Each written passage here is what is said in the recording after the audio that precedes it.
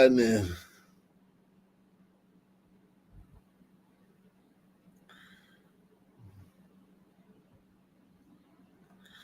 What's happening? How's everybody doing?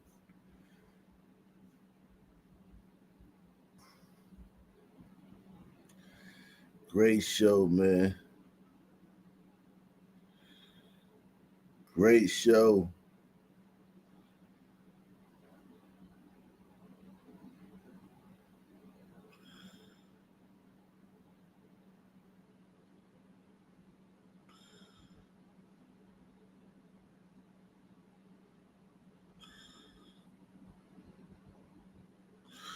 Great show. Salute to everybody out there. Salute to everybody out there. How's everybody doing, man? How's everybody doing?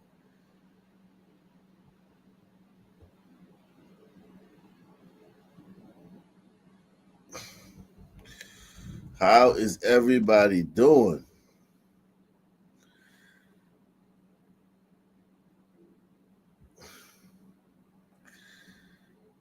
So much going on.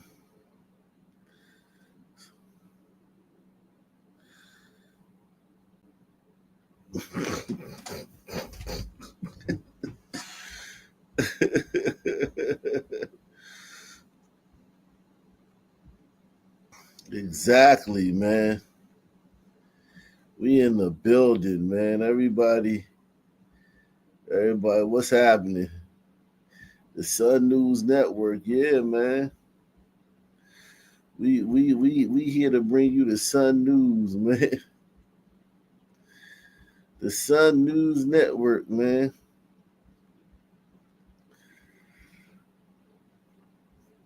We here to bring you the Sun News, man. Everybody else is gonna be giving you the bullshit, man. We giving you the real here, man. The real. The Rizziel. Yeah, good old Ben at it again. Ben is at it again. Yes, he is.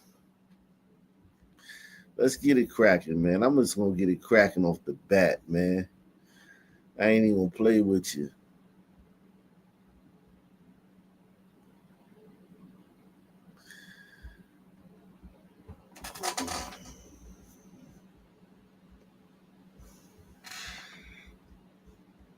Two confrontations from this past weekend, one in Brooklyn, the other in Harlem, both showing NYPD officers having water thrown at and poured on them.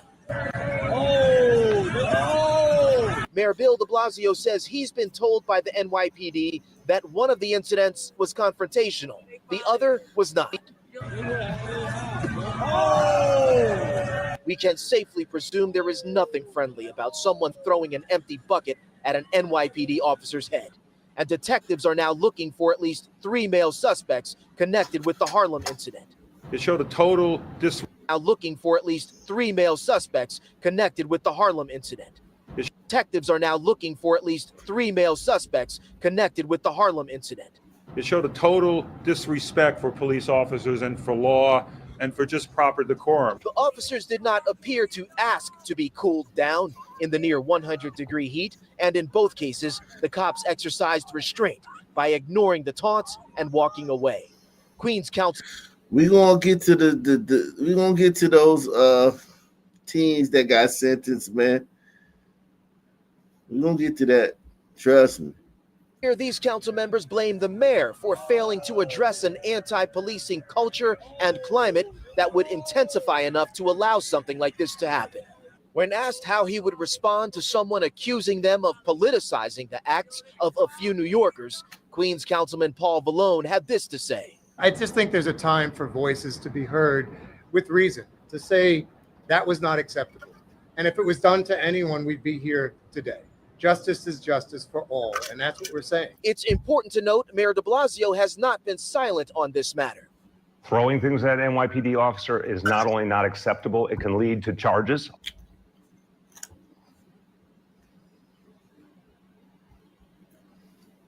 Two confrontations from this.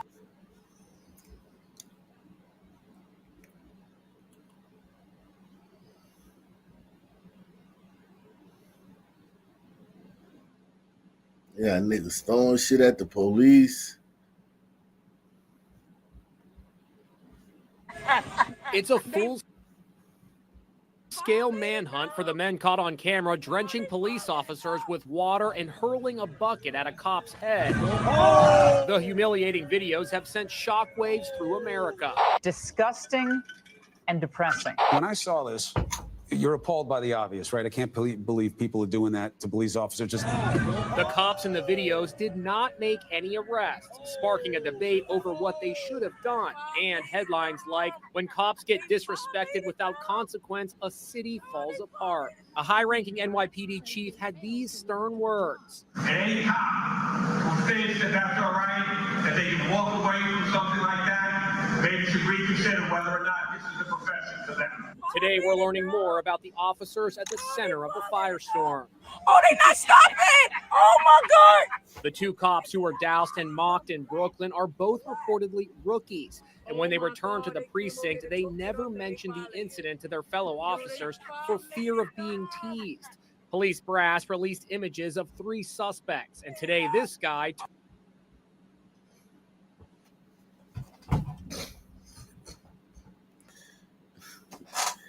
3 suspects, man. Boy, niggas get away with murder with cops, man. Niggas get to do anything when it comes to cops, man. I know we not gonna hear niggas complaining about, the police, man. Police not being patient with them, man. I know we not gonna hear that.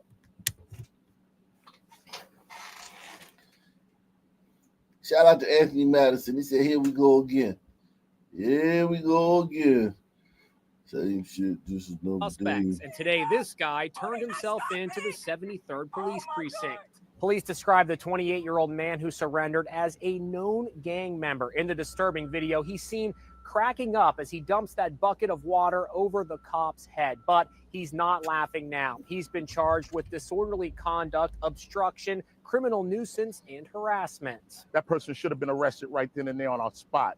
But our officers, again, showing respect to the community and showed great restraint.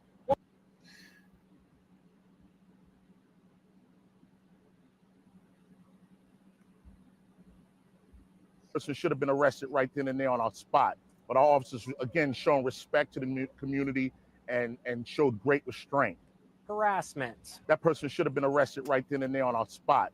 But our officers, again, showing respect to the community and showed great restraint. What would possess somebody to do this to a police officer? You know what? We've been building trust over the last 4 years. But again, building trust and building relationships doesn't mean disrespect.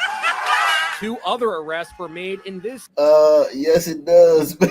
With niggas, when you dealing with niggas, that's exactly what it means. Press 1.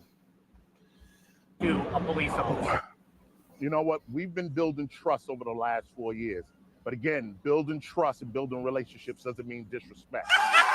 2 other arrests were made in this case of a young woman who was being soaked with buckets of water.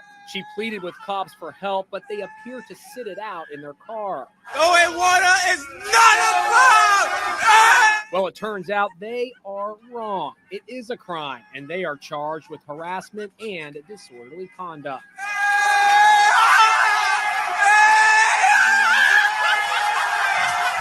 A department-wide memo tells cops they are not expected to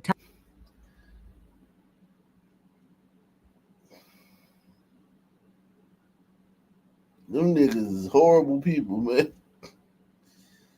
Yo. Them niggas is horrible people.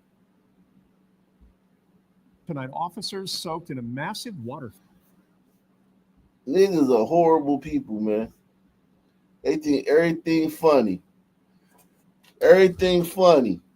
First time somebody do something to them, they want it to be a national fucking story. Anytime one of these niggas do something to you, they laughing and cackling and howling and shit. Soon as something happened to them, they want the whole fucking country to stop and the FBI to investigate it.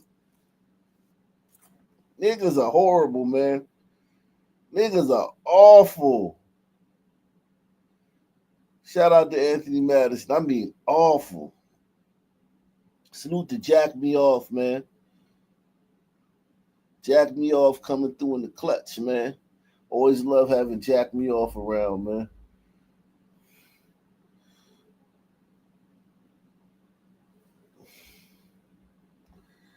Tonight, officers soaked in a massive water fight. And while the people with the water guns say it started with very good intentions, police say it got out of hand. About 500 people blocked the street and doused officers with gallons of water.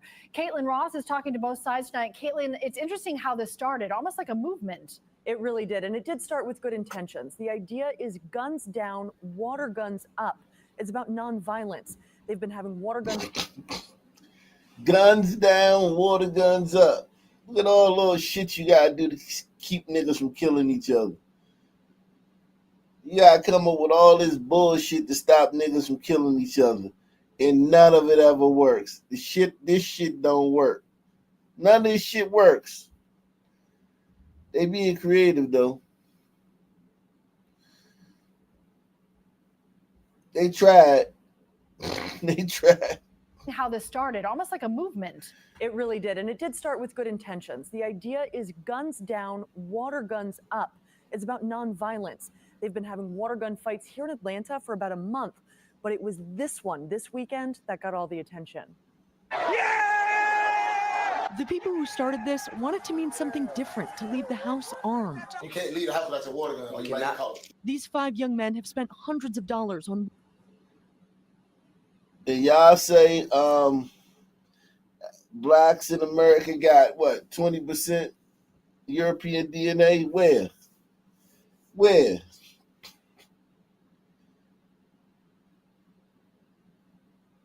Y'all say blacks look different than Africans? FBAs look different than Africans? Where? Where do FBAs look different from Africans? Where do FBAs look different from Africans? Huh?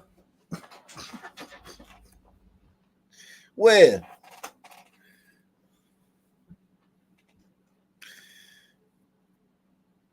These niggas from Atlanta, man. These niggas ain't from the Congo. These niggas from Atlanta. It's Atlanta, man.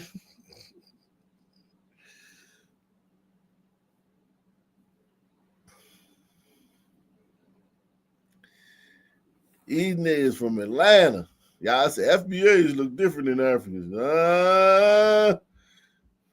This weekend, that got all the attention. The people who started this want it to mean something different, to leave the house armed. You can't leave the house without your water gun. Or you might get caught. These 5 young men have spent hundreds of dollars on water guns this summer, handing them out around Atlanta. He looked like that 607 Unk dude if he didn't have whatever condition he got. You know, 607 Unk, whatever condition he got, this is what he would look like if he didn't have that. These 5 young men have spent hundreds of dollars on water guns this summer, handing them out around Atlanta, especially to kids who they want to feel safe. You know, I lost a brother through gun violence, and I'm pretty sure all of them lost loved ones. Yeah, so for us to do this as a family is beautiful. You know, if someone's blood spilled in our communities, and surrounding communities, we're like, man, we got to do something. Like, at least try to help. It's called Guns Down and Water Guns Up, and we support that. APD Deputy Chief Jeff Glazier says police found out about the big water gun fight a few days before it went down. There were supposed to be about 75 people there, but it quickly grew to more than 500 people, blocking the streets and 500 niggas. 500 niggas. 500 niggas. Good God Almighty. 3, dog. 3 and I'm out.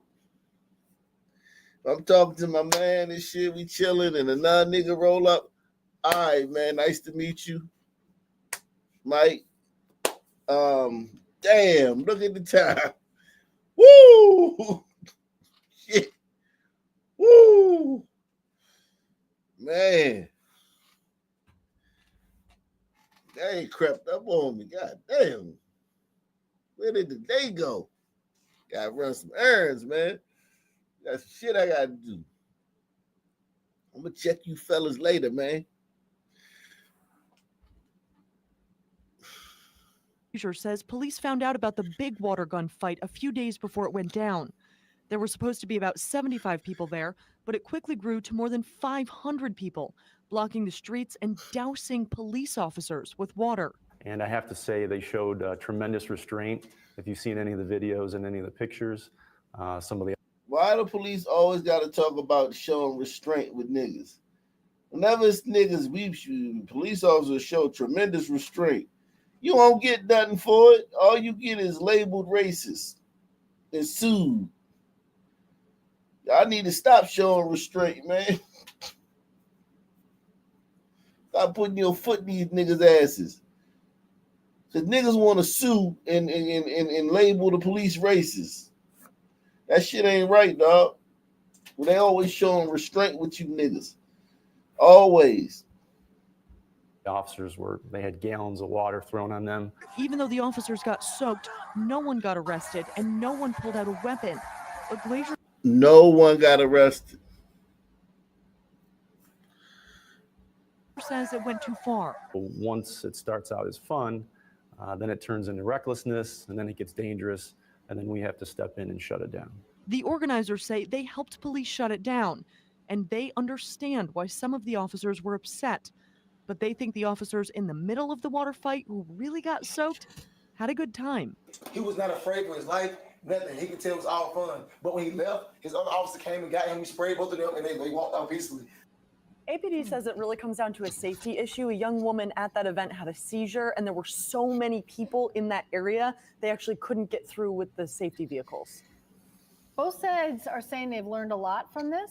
Yes, both sides say this was a big event where there may have been some miscommunication, and going forward, they really want to make things different because APD says they are on board, they support what they're doing, and the organizers say, look, they want to make this a safer community. Jeez.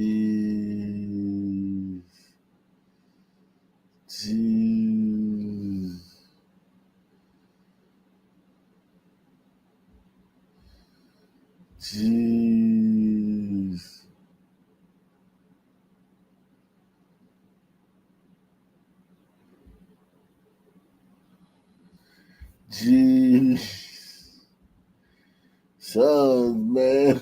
God damn, man. Y'all some of the most annoying people on the planet, man. I ain't gonna lie to you. I know you probably like, oh man, why you saying that? Well, why I'm saying that because y'all are the most annoying people on the planet. That's what I'm saying. The most annoying people on the planet. By far. Let me do a poll. You know what? I need to do a poll question. I might be, you know what? I might be, just being presumptuous, man. I don't want to be presumptuous and say,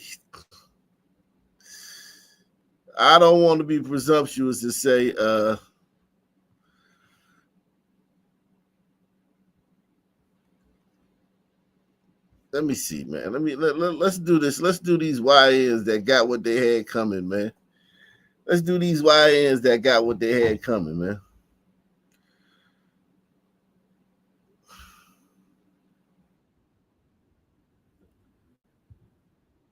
Hold on. Let's do these YNs that got what they had coming, man. And then I'll find that video on the other end, man. These YNs got what they had coming, man. Welcome back to Live Now from Fox. Continuing with your top stories and headlines, we now head to the Sunshine State of Florida. Happening today, 2 teens who were involved in the triple murder of 3 other teens in Marion County will be sentenced. Detectives say the 3 teens were all involved in low-level gang activity. The triple murder happening back in 2023. We want to check in now with Fox 35 Orlando's Amanda McKenzie. She joins us live from the Marion County Courthouse. Amanda, good morning. We're learning one teen was sentenced yesterday. That's right. And the judge said in his 35-year career that he had never seen a 12-year-old charged with homicide. Christopher Atkins was sentenced yesterday. He's now 15 years old and was given the minimum sentence after pleading guilty.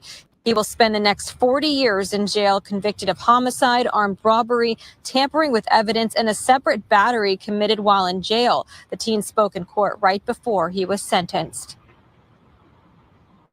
I think like it's just y'all think I'm bad. I'm not. I promise you I'm not. I promise you give me another chance. I promise you gonna see what I'm talking about. Like, I promise you. I bet you gonna see me on that TV doing good. Families of the 3 victims, Layla Silvernail, Camille Quarles, and Michael Hodo, were all in the courtroom, all crying, cursing, and asking for the maximum penalty for Christopher Atkins, who was 12 years old when he shot and killed 16-year-old Camille Quarles. The triple murder happened on March 30th, 2023, when 6 kids were riding in a car together. There was an alleged plan to rob a 16-year-old at gunpoint. Atkins says Taj Bruton, for reasons that are not clear, shot Michael Hodo. Then Robert Robinson shot Layla Silvernail, which led to her car crashing. When they got out, Atkins says Robertson threatened to kill him and his family if he didn't shoot Camille Quarles. He did, and then says Robertson shot her and again in killing her. Atkins has a month to appeal his 40-year sentence. As for the other 2 teens that are co-defendants in this case, Bruton is scheduled to be sentenced today at 9 a.m. and Robinson at 1:30 p.m. Reporting live from the Marion County Courthouse, Amanda McKenzie, back to you. All right, Amanda, thank you so much for that detailed timeline. You and your team have a great rest of your day.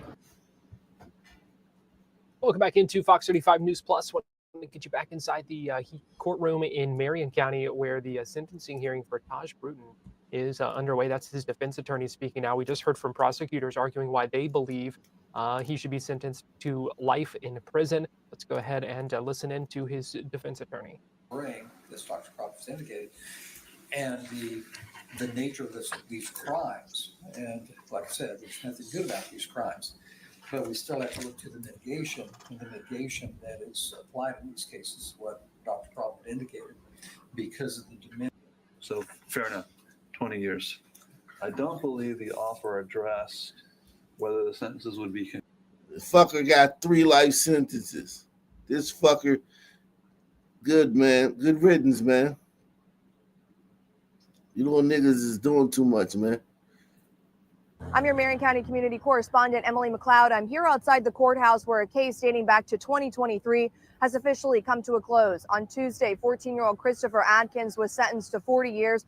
And on Wednesday, his other co-defendants, Taj Bruton and Robert Robinson, learned they'll be spending the rest of their life behind bars for the murders of 3 teens. The offenses in this case are absolutely heinous. Judge Robert Hodges handing down 5 life sentences for Robert Robinson on Wednesday. 3 of those are for the 2023 murders of Layla Silvernail, Michael Hodo Jr., and Camille Quarles. The only sentence that's appropriate for these crimes is life imprisonment. It was an emotional day in court for the friends and families of the 3 teens killed in 2023.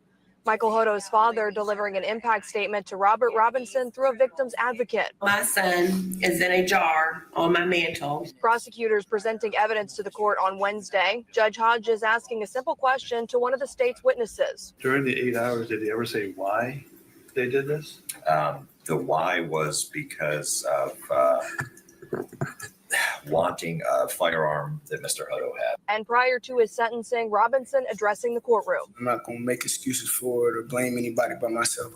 All 3 in this case will have the opportunity to have their sentences reviewed years from now. To read more details about what happened in court, you can head to clickorlando.com. I'm your Marion County. You're going to jail now. I'm going to jail? Yep. I ain't did shit. You trespassed. I gave you multiple opportunities. I'm outside. I gave you multiple, bro. You don't take my money, nigga. You gonna steal my money too? That's not real, bitch. You think I want your $1? Yeah, yo, bitch ain't got no money. On March 22nd, 2025, officers were called to a public park after receiving calls about a young man harassing children and causing a disturbance. The perpetrator, Lauren Taylor, is already known to local law enforcement as he's been arrested for disorderly conduct and assaulting police officers in the past. So once the officers arrive, they knew straight away to approach him with caution. What's next? I don't know, man. I'm just backup officer is all. Hey, man. Hey, my man. Bro, I ain't in there. You don't have any right to walk away. If you walk away again, I'm going to arrest Bro, you white, I'm black. What does that have to do with you? They were called up there by some niggas because this nigga was harassing children at the park. And it instantly turns into a racial thing. If I was a white cop, I would never police niggas, man. I would never police niggas. What's next? I don't know, man. I'm just backup officer is all. Hey, man. Hey, my man. Bro, I ain't in there. You don't have any right to walk away. If you walk away again, I'm going to arrest you. Bro, you white, I'm black. What does that have to do with you? Bro, my hand, bro. Bro, my hand is broke. I'm not on no bullshit. Bro, my hand is You're broke. being detained right now. You're not just going to walk around. You're certainly not going to be getting in my face. Bro, I took 2 steps. I walked away from you, bro. Yep, and I said not to, didn't I? Bro, it's racial injustice, bro. Can you put my pen in my pocket, bro? Bro, don't take that shit on me. You got your man. Bro, stop being dramatic. You got your key. Bro, they've been checked for tightness. Bro, loosen this.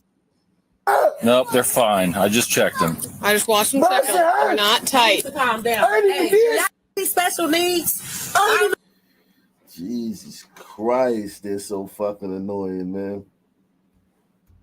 Salute to Gouch Malo. Gouch Malo says, salute, here's something for your water gun. Salute, man. Yeah, I need to go shoot some cops with a water gun, man. It sounds like fun. You know, next time I see some cops, I'm gonna shoot them with a water gun. Back up for me, please. Y'all funny. Bro, we can calm down. Did you record this? I'm smart as hell. I'm finna record it. I ain't even did. Bro, I even did. What I do? They were arresting the man because he said He's being detained. I didn't do shit. Step on Bro, that's my bag. That's we'll my grab your bag. Bro, that's my shit. Come on. Bro, no. That's my shit. That's my shit. What's that? No. What'd you say? Bro, that's my shit. I can't hear you. That's my shit. I'm sorry, were you saying something to us? Morel, that's my shit. I ain't did shit. Cause they shoot, they doing dumb shit. They want to just ban. They trying to fight me. Bro, we're taking them off. I'm not doing so we can take the cuffs off of you. Do you want the cuffs off or not? If y'all let me out, I'm just got out this morning. Stand up so we can take them off, man. I'm done. Take the cuffs off. Like we said, you weren't under arrest when we put you in cuffs. You're detained because you started acting up a little bit. Okay? That's the whole reason the cuffs went on, man. I need you to get your stuff and you're banned from the park, okay? I'm banned for everywhere. For what? You're banned because you're causing problems. I can ban you. I need you to get your belongings and leave.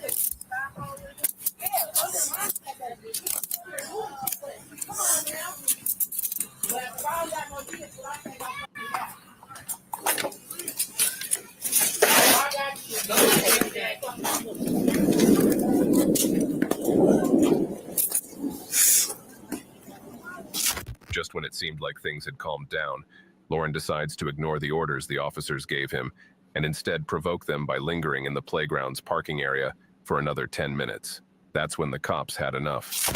You guys want to come down here? He wants to go another route on this. What's the word? You want to? Yeah. Okay. Give me a lighter. You're going to jail now. I'm going to jail? Yep. I ain't did shit. You trespassed. I gave you Trespass what? I'm outside. I gave you multiple, bro. Bro, you been Get over here. You been like, bro, hold that. Don't text me, bro. I ain't did shit. Don't come up on me. I will tase you, I bro. don't give a fuck. I ain't did shit. Bro, I ain't did nothing. You know Come I over ain't here. did nothing. You just don't go. Come over here. I know you hate. I'm not about to get no jail. They said go home. They didn't say go home. Lauren, stop, dude. I'm not playing these games with you. I'm trying to be cool with you, and you want to play this game. What you got? Think about it. Someone calls the police on you for harassing kids at a park. The police show up, put you in handcuffs, take you out of the handcuffs, and tell you to leave. You don't leave. You stay at the playground. When you just had the police called on you for harassing little kids. There's no break you can give a nigga. There's no program you can invent for a nigga. There's no law you can pass to make it easy on niggas. That's going to affect this situation. This shit is set in stone. It's DNA, man. It's DNA. Salute to my man, Muramasa, man. He says, if there was an automatic life sentence for these crimes, son teens be around the country. Son teens be doing around the country. Would this be a stop? No. It might go down a little bit because fake niggas wouldn't be involved. It will only be the real niggas.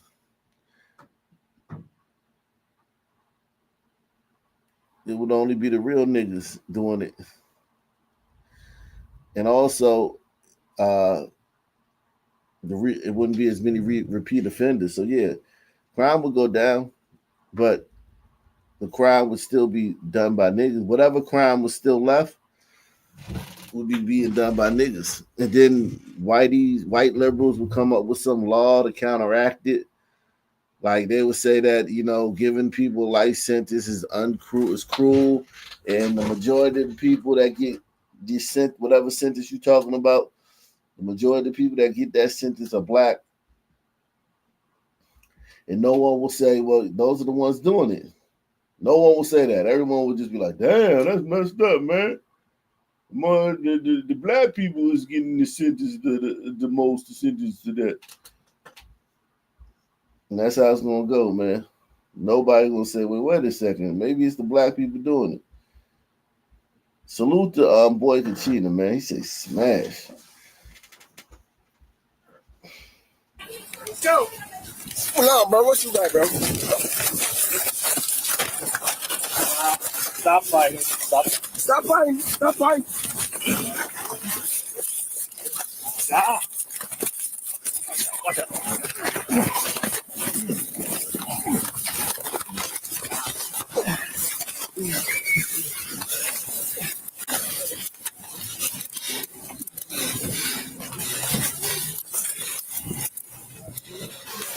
Stupid ass phone.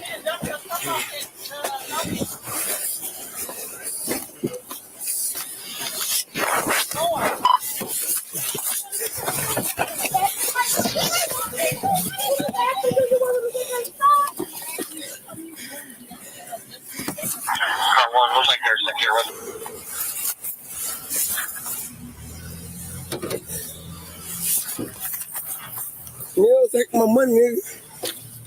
You gonna steal my money too? That's what we got. You think I want your $1? Yeah, yo, bitch ain't got no money. Slick hit that.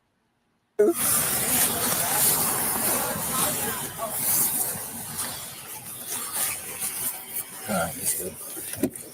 I ain't getting in there. I'm not getting in there. You're I'm not ass. getting in there.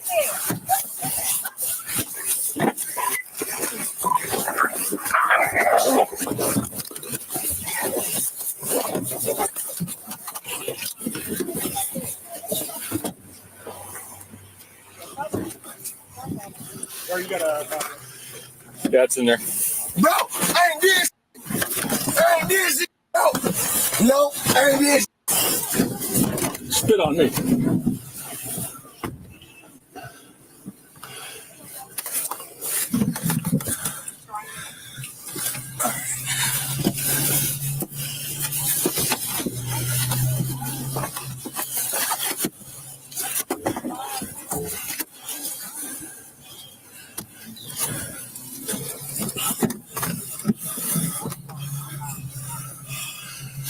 You got a spit hood?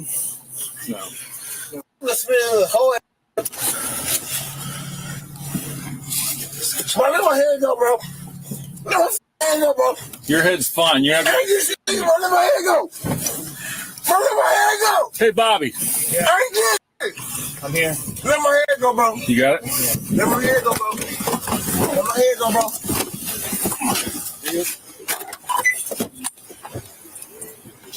He really did not make things easy for the officers, going as far as spitting on them and adding another charge to his rap sheet. But things only get more aggravated when they finally arrive at the station. Walk in there. I'm trying, bro. I'm telling you, man, look at all that it takes to arrest one son, man. I mean, we got to hear about,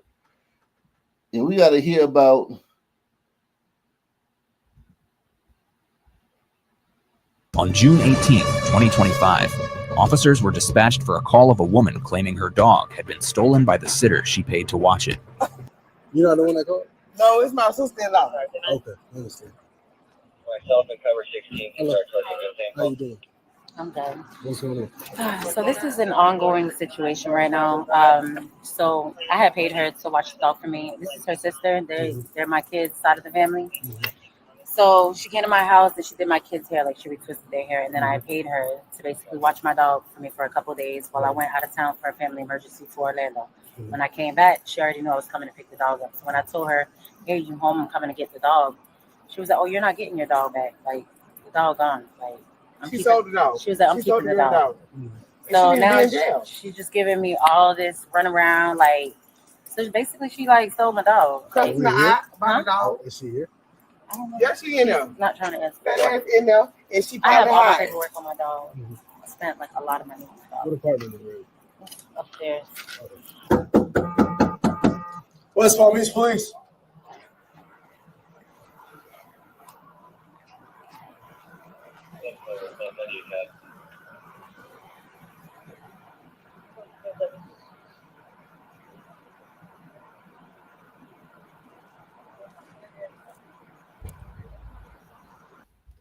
God damn, it's a pain in the ass dealing with niggas, man. It is a pain in the ass dealing with niggas, boy. I tell you, let's see what this dude talking about, man. Today, we are hearing from the man who was punched by a police officer during a traffic stop in Jacksonville. CBS Miami morning anchor Betty Wynn is here. And Betty, that man was joined by his family and civil rights attorney Ben Crump. Yes, that's right. Just over an hour ago, in fact, we got our first look at 22-year-old William McNeil Jr. after his violent arrest that you see here. It went viral. And he stood next to his parents while his attorney stated that some of his injuries are permanent. Now, his chipped tooth was still visible as he very briefly explained what happened. That day, I just really wanted to know, why I was getting pulled over and why I needed to step out the car when I knew I didn't do nothing wrong. You didn't have your seatbelt on. See, here's the thing. I listen, man. You gotta be an active listener, man. You have to be an active listener. It pays to be an active listener, man.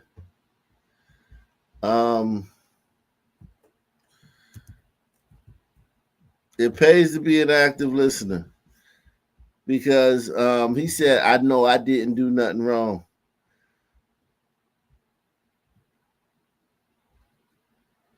Let me find that video, man, of them damn cops, man.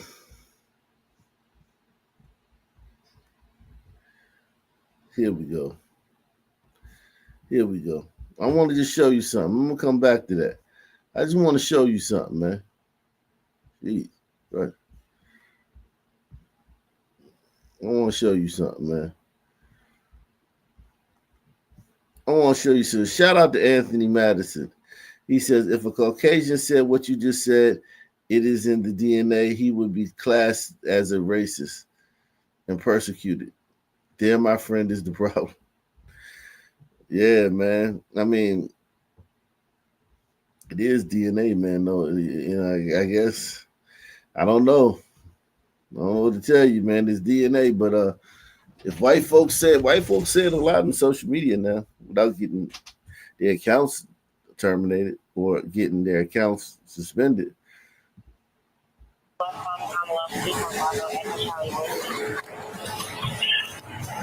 Yes, sir. Is there a reason why you're popping the door open like that? I don't have a window that works. Is there a reason that you're pulling me over? Yeah, absolutely. There's a reason why I'm pulling you over. For one thing, inclement weather, you don't have your lights on. Two things, you're not wearing your seatbelt. It's daylight. I don't need the lights. You see what he's about to say? A third reason. Why you pulled me over? He gave him two reasons, and then he was about to give him a third.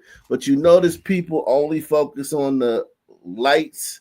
And it wasn't even raining, man. Why he got to have his lights on? They pulled him over. They also said he didn't have his seatbelt on. They also said and they were about to name a third thing, but he cut them off. Listen very closely. Is there a reason that you're pulling me over? Yeah, absolutely. There's a reason why I'm pulling you over. For one thing, inclement weather, you don't have your lights on. Two things, you're not wearing your seatbelt. It's daylight. I don't need the lights, and it's not weather. So there was three reasons they had to pull him over in their estimation. There was three reasons they had to pull him over. But they only got to say two of them. So when he says, I didn't do nothing wrong. Pulled over and while while I was getting pulled over and while I needed to step out the car when I knew I didn't do nothing wrong.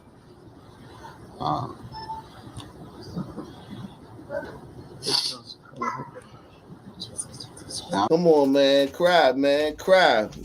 We need some emotion, man. We need some tears, man. Some crocodile tears, man. I know Crump told him to cry. You get emotional.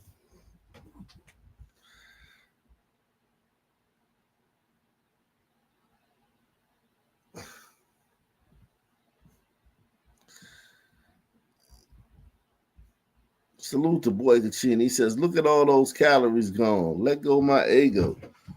I was really just scared.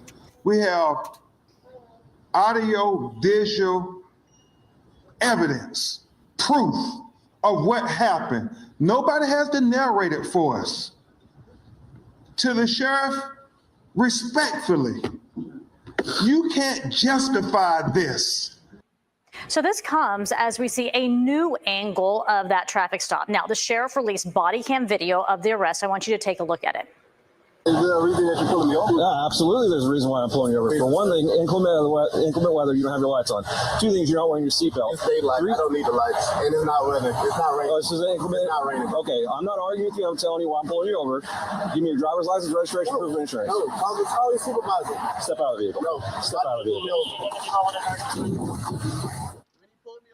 Okay, so after shutting his door, McNeil refused to exit his car and then kept requesting a supervisor. Officials say he was asked 7 times to step out of his vehicle, but he never did. Now, the state attorney's office found none of the officers violated criminal law. The sheriff is also defending his deputies, and that deputy seen punching McNeil. He is on paid administrative leave pending an internal investigation.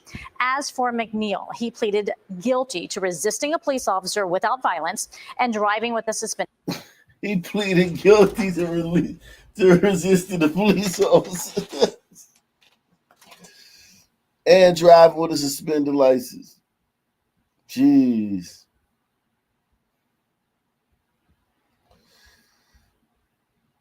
Unbelievable. He is on paid administrative leave pending an internal investigation.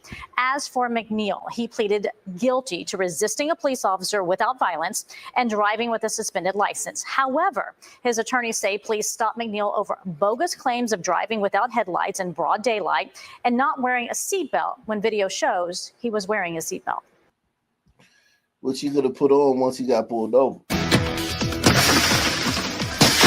Exit the vehicle now! Exit the vehicle! Show me your hands. Here. Hey, that one thing about that punch to the face, that got some their hands. He He showed his hands after that, man. He knocked the smart Alec right out of his ass. Hands. That nigga said, they're right here.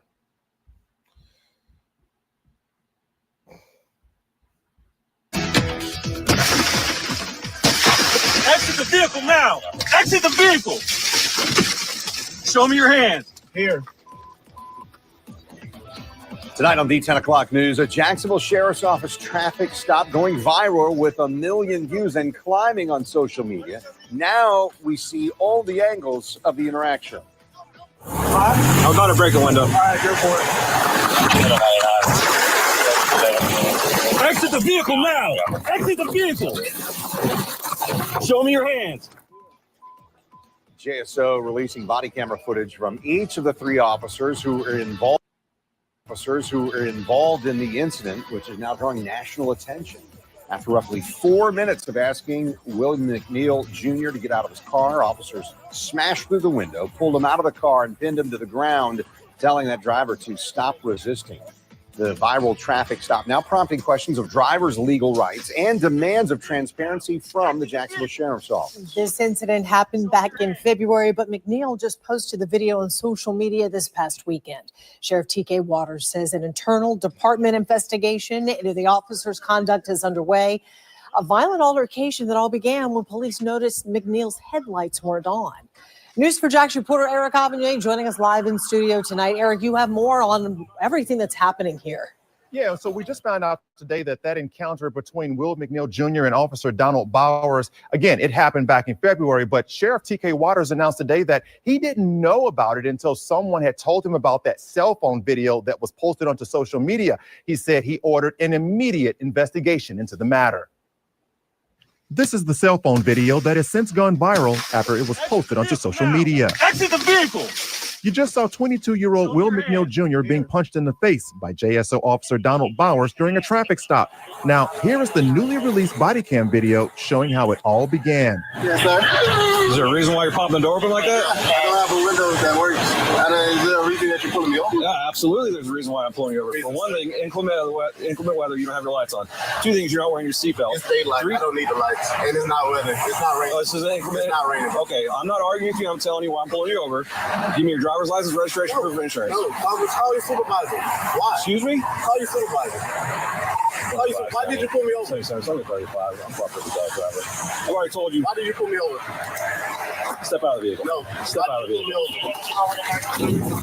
Moments later, after more cops show up, Officer Bowers' body cam records what happens next.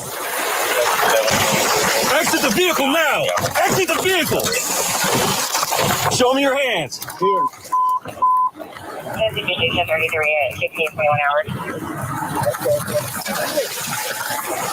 What is your reason, sir? Step out. What is your reason? Step out now. No, don't freak out. Get on the ground. Put your hands behind your back. Resist. Hands behind your back. McNeil pled guilty to driving on a suspended license and resisting arrest without violence. Sheriff T.K. Waters says this encounter could have been prevented if McNeil had not resisted arrest. But what about this punch to the face as seen in the cell phone video? Was it appropriate for the officer to punch this guy in the jaw after he'd already broken the window? Was that yes or no? Was that appropriate? It depends on the circumstances. But it's already determined it's not criminal. Now we're going to look for JSO policy violations. How about that? Is that good? Well, if a civilian did that to another civilian, they would be in handcuffs. Yeah, but now they're not a civilian, you asshole. You asshole. You fucking asshole. If a civilian, these cops are not civilians. They're trying to fucking extract the dumbass nigga from his car that they don't know whether he armed or not. They don't know if he got a fucking gun and he can pull it out and just kill him. They got to see if he, you know what I mean? These reporters, the liberals love this, man. They're happy. This is the first one to get some traction. When the nigga ain't dead. You know what I'm saying? He's still alive. He got a little bit of traction. Salute to Boy Chin. He says, salute Ak, Shat, nation and nations. Salute, man. Shout out to you. These niggas, man. How about that? Is that good? Well, if a civilian did that to another civilian, they would be in handcuffs. No, not necessarily. It depends on the circumstances, the situation. I asked that same question to civil rights attorney John Burris. If his name sounds familiar, it should. He represented Rodney King in court after. Jesus Christ. Jesus Christ.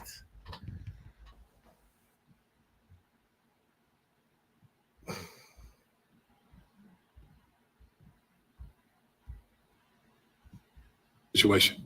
I asked that same question to civil rights attorney John Burris. If his name sounds familiar, it should. He represented Rodney King in court after King was seen on video being beaten by Los Angeles police officers during a traffic stop. Burris has no affiliation with this investigation. If a regular civilian had done that, and he got no affiliation with a shape up either. Burris has no affiliation with a shape up. He has no affiliation with a barber. That nigga, man. That's what you get for being a race baiter. You got a helmet. You got a fucking hair helmet. That's what you get for being a race trader. Looking like a goddamn highway patrolman and shit. Chips and shit. That fucking helmet on. Looking like you played football back in the 40s before they had face masks and shit. Old, tired, decrepit ass nigga.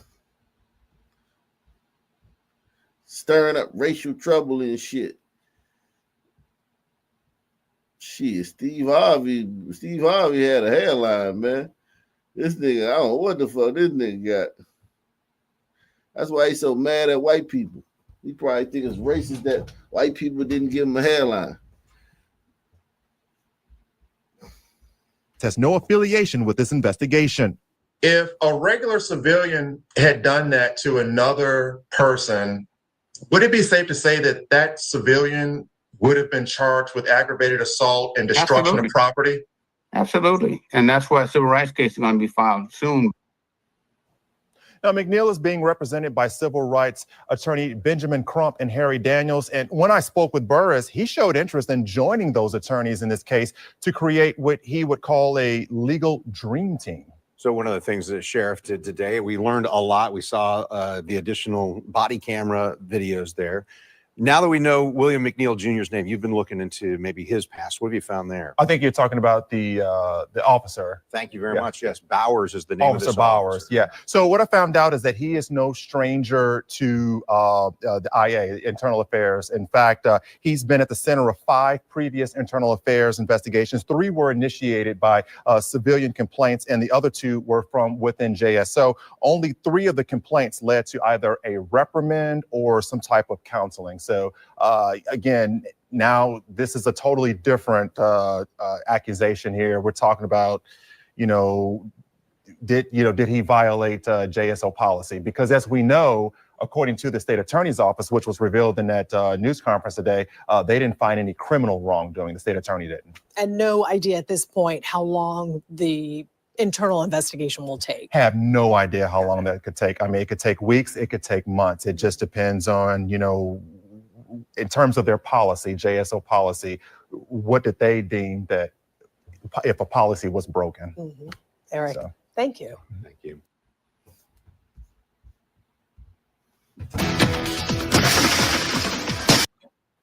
You niggas are annoying, man. Let's see what people saying, man.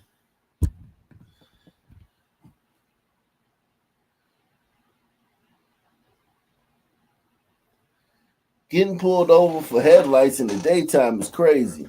Pigs can't even come up with good lies anymore. Kind of pissed me off to see officers grinding someone's face in the asphalt saying quit resisting. You forgot to say he was punched before being dragged out of the car. That punch alone is going to win him a lot of money, LOL.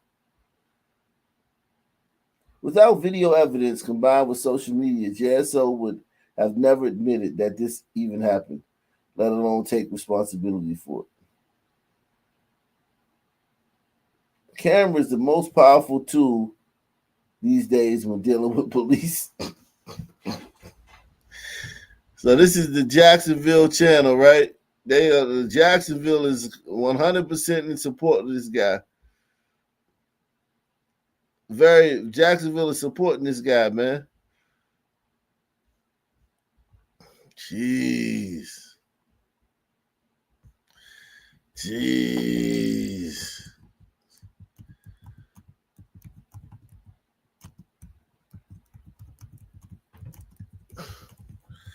That's crazy. And Jacksonville is a shithole too. When it comes to niggas, Jacksonville is a shithole.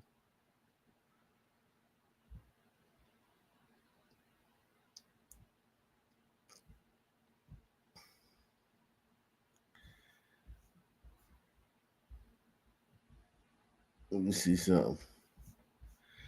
Let's see what some of these other Today, we are hearing from the man who was punched by a police officer. Let's see some of these blackity blacks, man. These blackity blacks. When he pulled me over, he walked up, opened my door because my window don't work, right? Okay.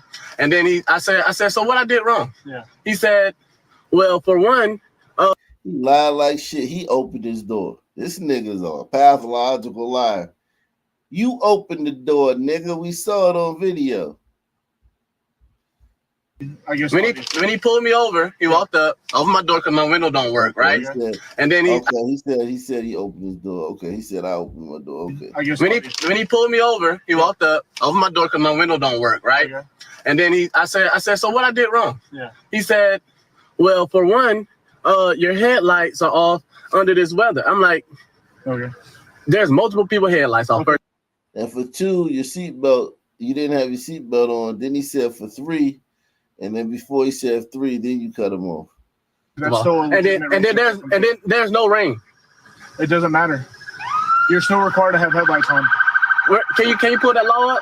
Huh? Can you pull that law up? Yeah, when you step out of the car, I will. Can you call your supervisor? Huh? Can you call your supervisor? All right, go for it. Exit the vehicle now. Exit the vehicle. Show me your hands. Here.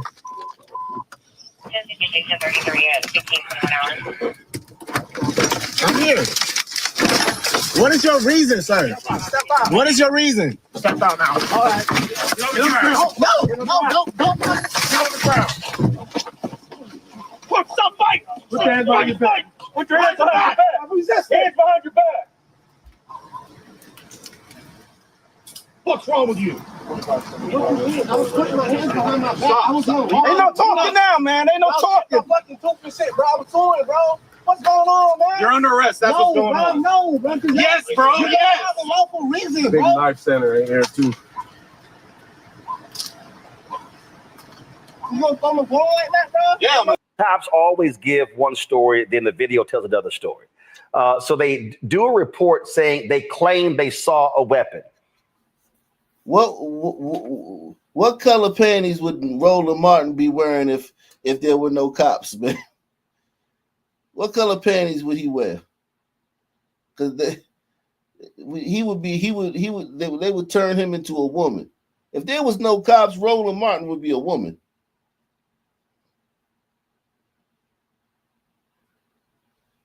I'm tired of these niggas complaining about cops when they the main niggas that they the main ones that need cops. Roland Martin loved the cops in his gated community, his gated white community that he lives in. Nigga live around a bunch of white people in a gated community.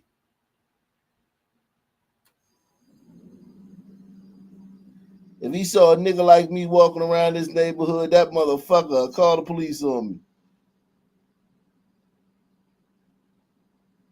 I'm tired of these niggas acting like they hate cops. Nigga, you soft tissue, nigga. You love cops.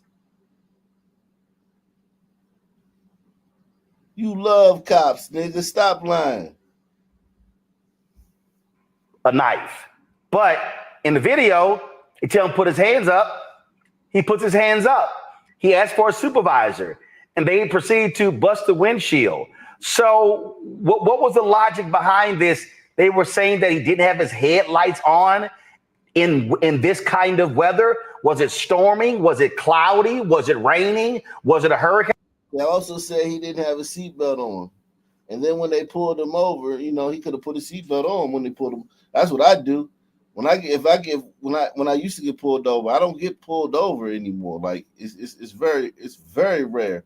I think I got pulled over like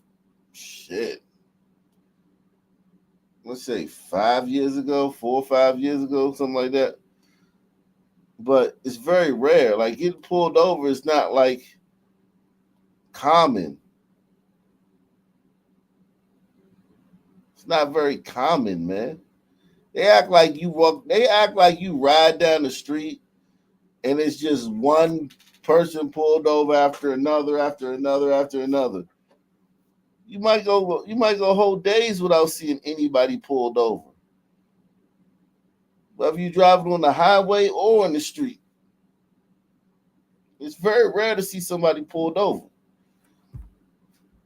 We know it happens a lot because it's millions of people, but I'm talking about it's not something that affects your life like that.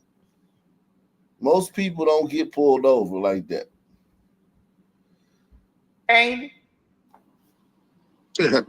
Thanks, Roland, for having me on. I mean, obviously, unfortunate circumstance while I'm here, but thanks for having us on. Being Crump and myself, I represent Mr. McNeil and McNeil family in this matter. The law in Florida states that if it's raining, fog, or smoke, then you're required to have your headlamps on. Roland, it was not raining, it was not foggy, nor was it smoking. So he was not required to have his headlamps on. In fact, just recently, the JSO Sheriff Office just released body camera footage. They just released within the last 30 minutes, and it clearly showed it was not raining, foggy, nor smoky. So the stop was absolutely unlawful, unjustified. I mean, we can expand all day. The knife that he had played no part in it. The video tells the exact story. The sheriff position is that, it doesn't tell the whole story. It tells the entire story. Mr. McNeil clearly was complying with them and asking for a supervisor because he believed what they told him while he was stopped was a lie and not true. It was a lie. In fact, the elements on the video shows it was not raining, foggy, or smoky. So he's now concerned, very afraid of why an officer has pulled. As the windows straight up fogged up. But that doesn't matter. They said he had a seatbelt. He didn't have a seatbelt on.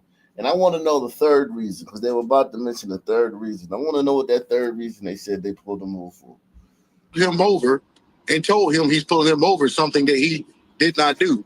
So first thing, we got to look at the stop and the unlawful stop. The next thing, he's asking for a supervisor. He's clearly asking for a supervisor to come out to the scene, explain it to him. These officers were not hearing it. They broke. You don't get a supervisor for every ticket. These niggas wear it. These niggas think, Jesus Christ, man. Jesus Christ, man. Y'all niggas are irritating, boy. I'm telling you, man. Y'all wear people out. I get nigga fatigue now, man. I got nigga fatigue before, but I really get it now, man. You niggas are fatiguing, man. You niggas literally are the worst people on the planet, man. Literally.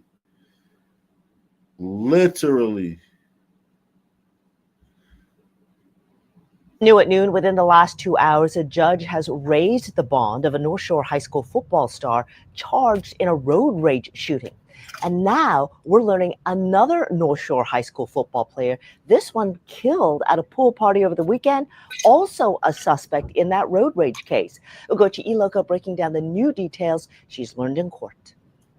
Right now, 17-year-old Chase Calicut is being held in jail after a judge raised his bond from $20,000 to $150,000 combined for both aggravated assault charges. Now, investigators say that Calicut did not act alone in this road rage shooting. In fact, they allege that his former teammate was the gunman in this while he drove the car. This is video of 17-year-old Chase Calicut facing a judge this morning.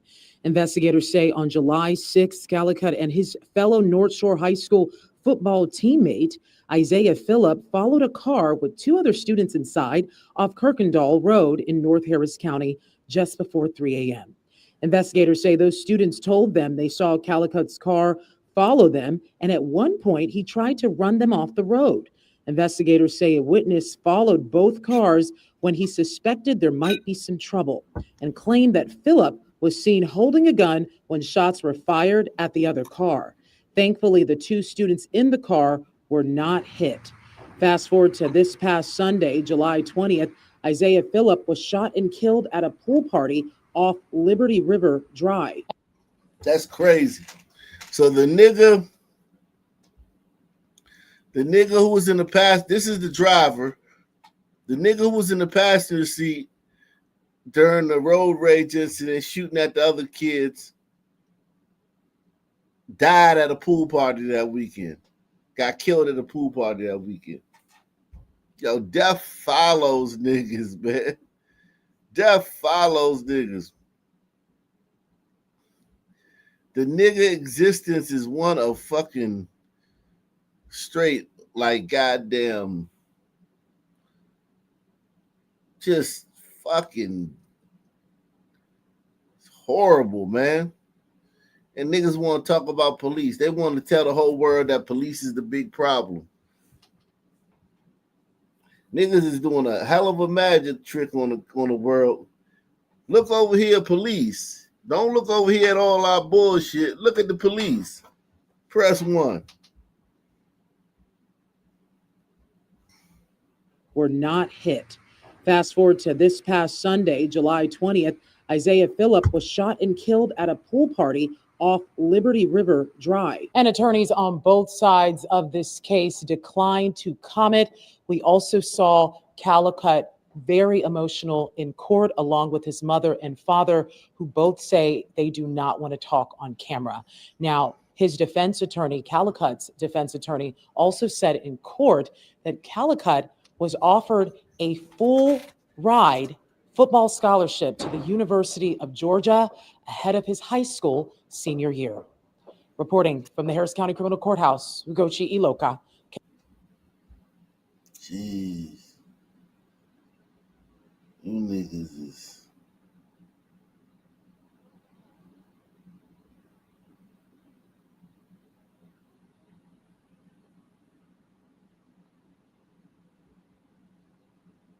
Summers in full. 52 charges, including sexual abuse and rape against the former Manual head football coach, his twin brother, and a family friend. WDRB's Angelica Robinson breaks down what happened in the courtroom and what's next for those three men. The Stoner brothers appeared in court, but the other man was a no-show, so there's still a warrant out for his arrest. Nearly 2.5 hours after the initial hearing was set to take place. We were told that the judge had a harsh deadline of 11:30 in courtroom 702. We waited, 11:30 came, and they said 12 came. Donnie Stoner and Ronnie Stoner walked into courtroom 702, met by some of his alleged victims. Zach Kilgore was a no-show. The delay came after the judge recused herself because she represented a co-defendant in a different case against Kilgore. I know we've got a spectacle here. Emotions were high for the alleged victims as the court worked to find a new judge. It was the first time the alleged victims saw the Stoner brothers in years. Alexis Crook says they were coaches when she was a girl on the football team at Evangel Christian School in 2005. She says the sexual encounters began when she was 15 years old. They smiled and kind of laughed, so that was difficult because I don't think this is funny. Donnie Stoner is the former head football coach at DuPont Manual High School. His brother Ronnie was an assistant coach on the Manual staff with his brother.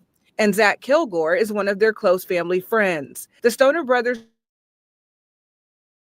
pleaded not guilty to abusing several children over 2 decades. Now they're on house arrest. Disappointed by them not being in jail, but we're okay. We have confirmed that Ronnie Stoner was hired by LMPD as a recruit 14 years ago, but was dismissed about 6 months later. At the time, LMPD was looking into allegations that he smuggled a cell phone into the jail. A JCPS spokesperson says Donnie Stoner no longer works for the district. Ronnie Stoner was reassigned to a role away from children. The brothers walked out of the courtroom surrounded by sheriff's deputies, but without handcuffs. A bond hearing is set for next Tuesday. Reporting in downtown Louisville, Angelica Rock. Jeez, man. Yeesh. Yeesh.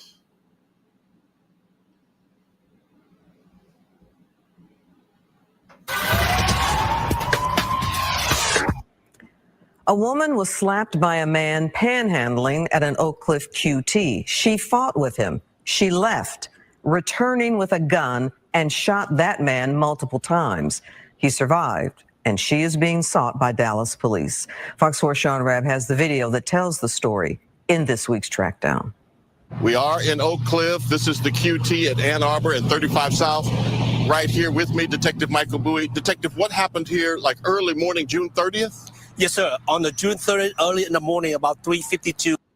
They got a whole foreigner. What's up, man? Who is this? This is UAV Online. What's going on with you, man? This your first time coming up? Yeah. I think you was talking about the whole William McNeil Jr. case or whatever. Yeah. Yeah, I was making clips and posting it on my TikTok. I guess like the body cam footage dropped today, didn't it? Yeah, yesterday. Or yesterday? Okay. Well, I feel as though like both parties was at fault. Dude was being mad, like you know, say confrontation with the cops on about, you know, saying get your supervisor and all that. But the cops shouldn't have like, you know, saying took a cheap shot at the dude either. You know what I'm saying? So I feel like both parties was Do you at think fault. it was a cheap shot, or you think it was a strike to force compliance? You can strike, cops can strike you to force compliance. So Well, if you're not compliant, if you're resisting and you're not compliant, a cop can punch you to get you to comply. That's why he only hit him once, and he didn't like just hit him with like a fucking 20-piece. But like I'm sorry, you're going to finish my bad. Go ahead. No, like because like he hit him in the car, then it hit him again while they was cuffing him now. It was Yeah, like, because he wasn't putting his hands behind his back. Yo, when niggas say when niggas say they not resisting, they resisting. Like you can resist by not letting us. All right, here's the thing: put your hands behind your back, and you not putting your hands behind your back. That's resisting. You know that, right? yeah, I agree. Okay, so he wasn't putting his hand behind his back, so they struck him again to encourage compliance. And then he complied, and then he was still wrestling, so they went to the ground. He was resisting. Like, let's not. Are you familiar with the what's that dude name? Memphis. One was Scorpion Squad. It was like the all black police squad killing that. Yeah, I heard about that. Yeah. Right there, I forgot his name already, man. Thank God. I'm glad I forgot his name. But whatever his name was, he was resisting. He was on the ground, but he was resisting. He was on the ground, but he was resisting. When they say get on the ground, they say mean lay on your stomach. He was on the side. He wouldn't submit to his handcuffs. You have to submit the handcuffs. Have you ever been arrested? No, I've never been in jail. I mean, I've been pulled over twice in my life, but it wasn't like to that extent. Because I know I got common sense. You know what I'm saying? Like cops are just like public servants. I'm not gonna like transform into a lawyer on the side of the road because at the end of the day, man, they got guns and I don't. So I'm not gonna act stupid. So yeah, I've been pulled over once, but I've never been handcuffed. I've never been in jail. Never been to the county, nothing like that. Yeah, but you ever been in handcuffs? No, never been. I never been in a predicament where I need to be in handcuffs. No. But you're a black man and you drive, and isn't it dangerous for black men to drive with police around? If that was the case, man, I'd be in the house under my bed, man. I can't live like that, man. Have you ever left your house and thought like, Man, I gotta be careful for the police. Nah. All right, let's move on. Let's see this one. a.m. We have a victim here, and he have an verbal altercation with a female suspect. During the argument, the victim. Yeah, I was not expecting this cop to sound like that. Yeah, he's a foreigner. That's crazy. That's crazy. Like when they said Detective Bowie, I thought he's gonna be one of those Asians that speak English and shit. Arbor at 35 South, right here with me, Detective Michael Bowie. Detective, what happened here like early morning, June 30th? Yes, sir. On the June 30th, early in the morning, about 3:52 a.m., we have a victim here, and he have an verbal altercation with a female suspect. During the argument, the victim reached out and slapped the female suspect one time. They got into physical altercation. After that, they separate their way. The female suspect left, but she returned about 20 minutes later. And then when she returned, the victim is still here at the gas pump. She was looking for him. When she found him, she chased him down and started fire several times at him. The victim ran and he fell down. That's when she caught up to him. When she fired another 3 rounds and striking him in the right leg. Why was he still here some 20 minutes later? I believe the victim was here. He asked people for the gas money. We have a very good video of the female suspect. Prior to the shooting, she went inside the store to pay for her gas. Tell me about her, what you see on tape. She's a black female, about 5'4". She's about 130 pounds. She have a short hair. She about late 20s, early 30s. We believe that she's driving a black Nissan. We don't know is it Altima or Sentra. Let me ask you, sir, is the video clear enough where if you know her, you know her? Yes, sir. The video was so clear, and if you see it, you will know who she is. What do you need, Detective Michael Bowie? What I need is somebody know her or somebody saw her. Give me a call. They can reach me at 214. They need to make him work down in Chinatown, man. He don't need to be doing cases outside of Chinatown, man. Man, that's that Rush Hour 3. Hey, facts. Jesus Christ. Nigga looking for Junetao, them niggas, though. Man. Yo, that's crazy. Tonight, a twist in the search for a man accused of attacking a county bus driver. Investigators believe the suspect made his escape in a Lyft. The attack happened on a busy last Friday night near Teutonia and Flores. That's on the city. Who you think attacked this bus driver? White guy, black guy? Huh? Where is it? Black, definitely. So it's a black guy.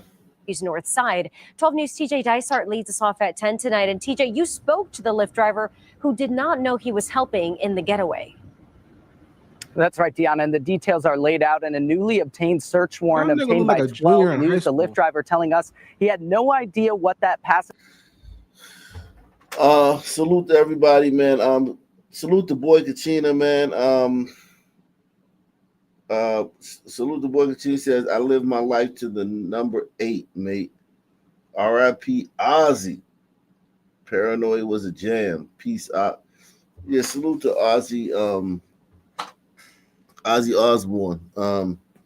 He came to fame during reality TV. Him and his family was one of the first reality TV families that actually, had a hit show. Salute to them, man. Did he really bite the head off a bat? Yeah, at a concert. Yeah. He's wild boy, man. Black Sabbath, man. Salute to Barry B, man. Barry B is in the building, man. Barry B is doing big things, man. Shout out to Barry B. Also, salute to that's it. Had been accused of just moments before that ride until police showed up at his door.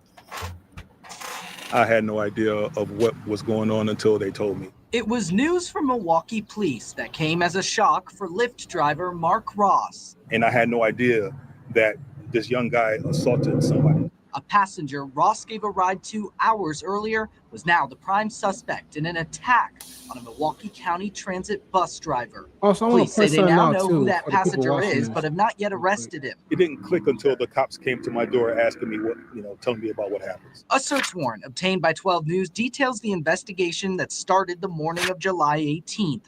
A 72-year-old MCTS bus driver, the victim in the case, told police a 72-year-old bus driver, that guarantees that it was his son, man, that assaulted him.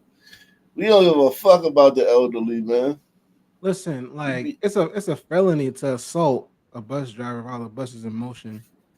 Like, you want to? Yeah, I know. Yeah, but you know that one story, that one chick got uppercutted on that bus. Yeah, I remember that. That was Cleveland or something like that. Yeah, she got caught with a felony and shit. Yeah, a lot of buses. I seen people passenger get got off at Yeah, I remember that. That was about 8 years ago. Yeah. TS bus driver, the victim in the case, told police a bus passenger got off at 35th and Florist, but then forced his way back on board by pushing through the closed door. Moments later, the warrant says the suspect forced his way past the security plexiglass and started striking the bus driver approximately 20 times. He had a 4-inch cut on his forehead, requiring 4 stitches. The warrant says the suspect then got off the bus and got in a black Mercedes.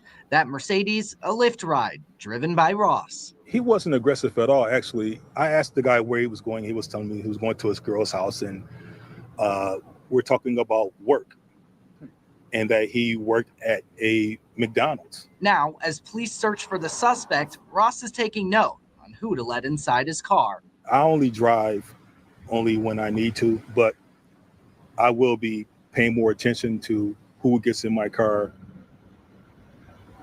Yeah, it's important to pay extra attention, but it's hard to know, right, TJ? So police have not made any arrests in this particular case. Deanna, as of last check, still no arrest, but MPD tells me they do know who they're looking for. We also spoke with the bus driver's daughter off camera today. She tells us that her father's still recovering and has not yet returned to work. TJ Dysart leading us off tonight at 10. Thank you.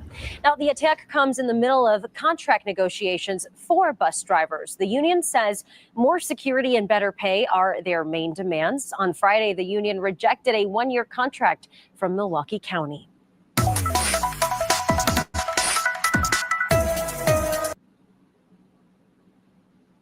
Yeah, man, I'm glad I'm not doing like Uber Eats and stuff like that. That's why I never did like the ride sharing thing, because I don't trust people in my car like that.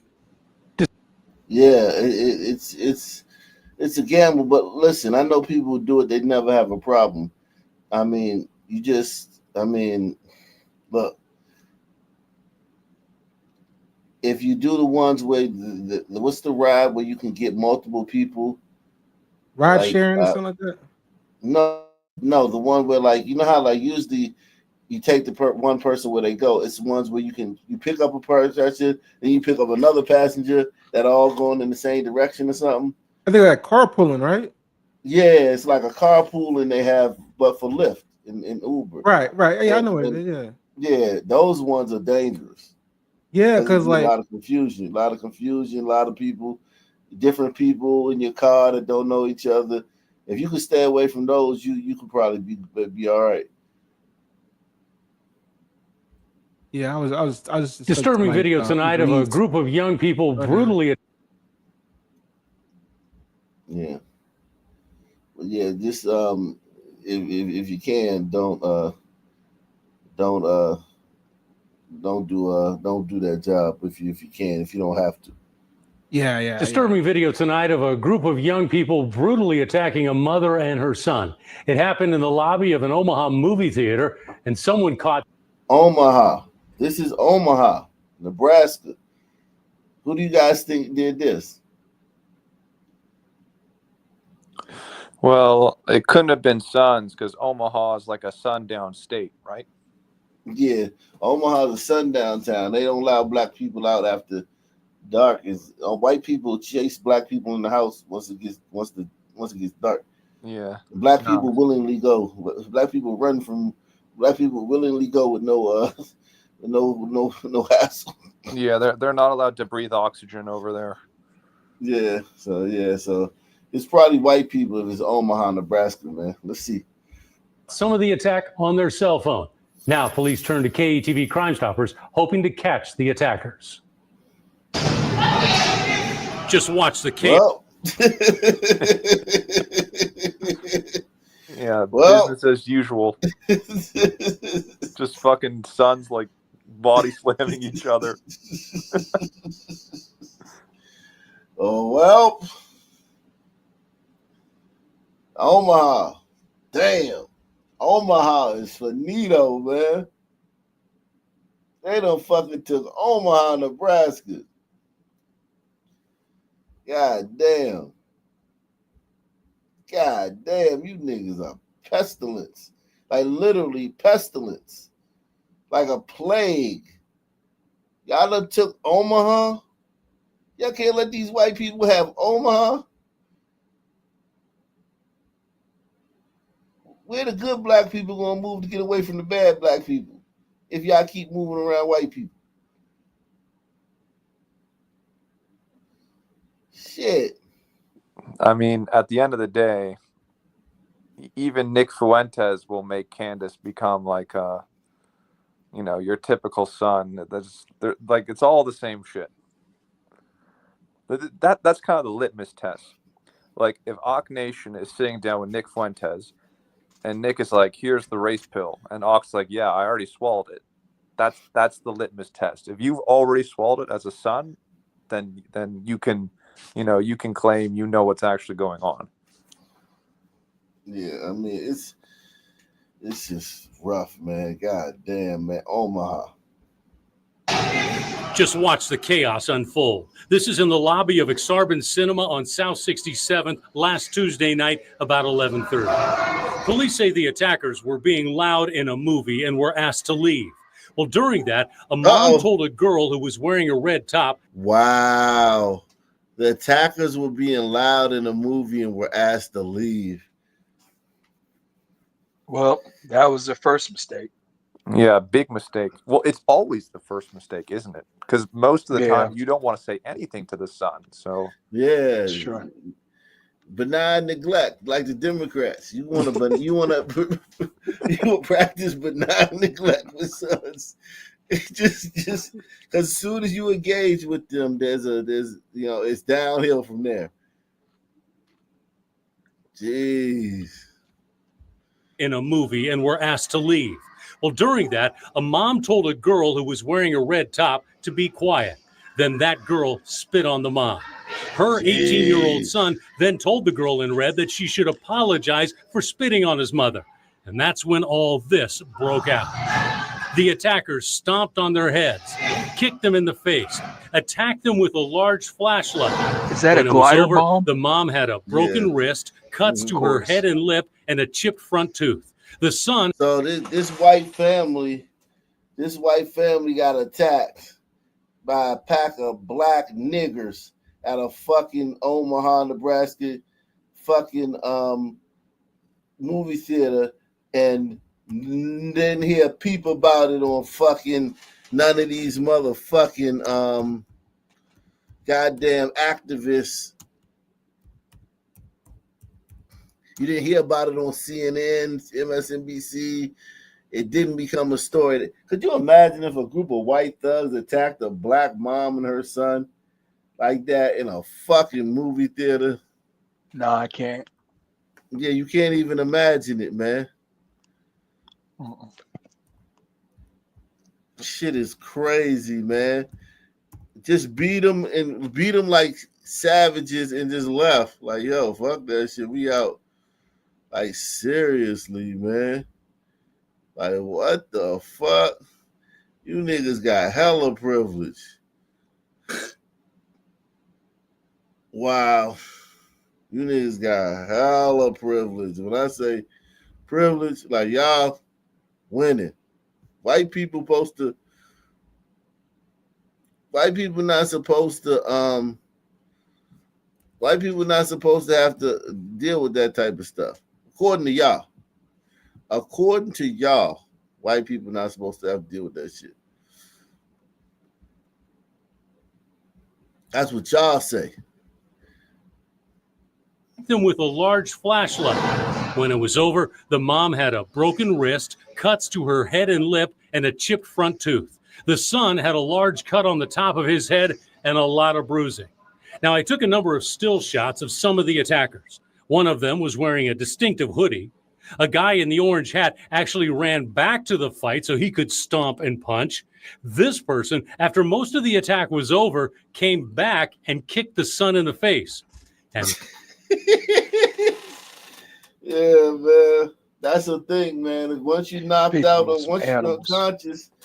you're unconscious, it's not over. The fun just begins, man. When you laying on the floor prone and unconscious, the fun has just begun.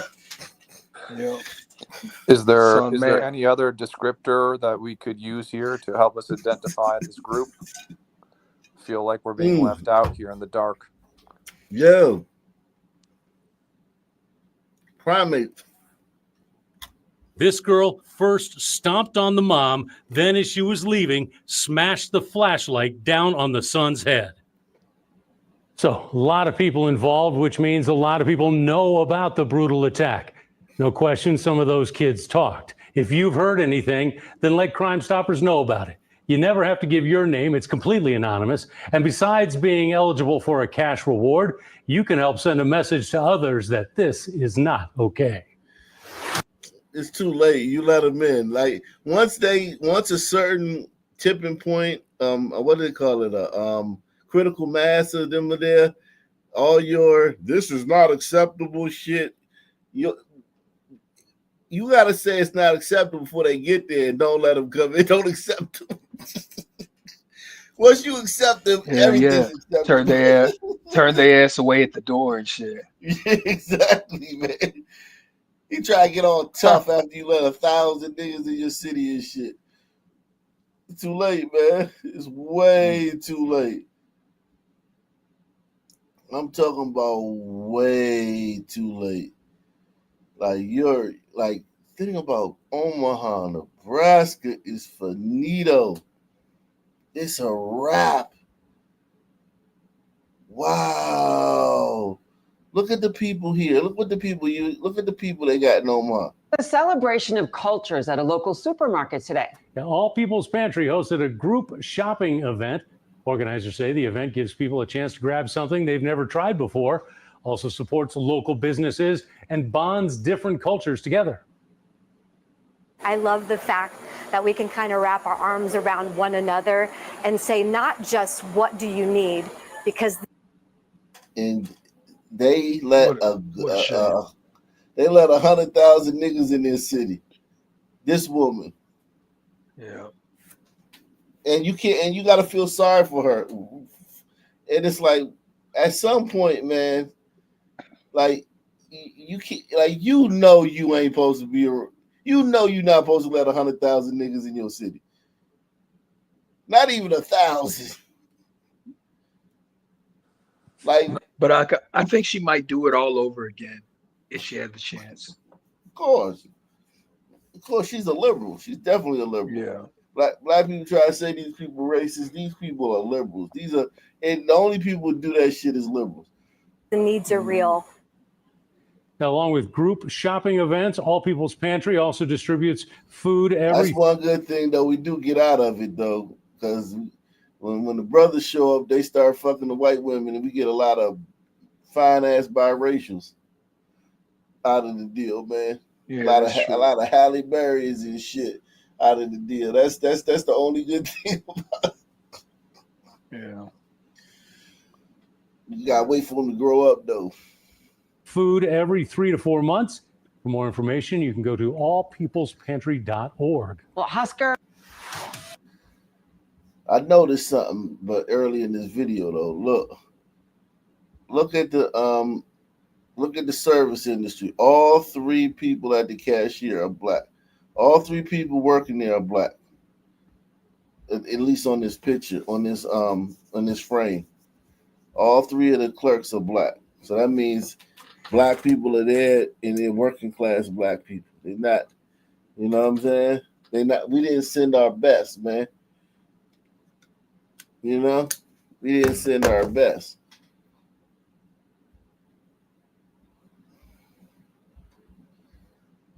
Let's see what else is going on in Omaha. God damn. Omaha. Shit.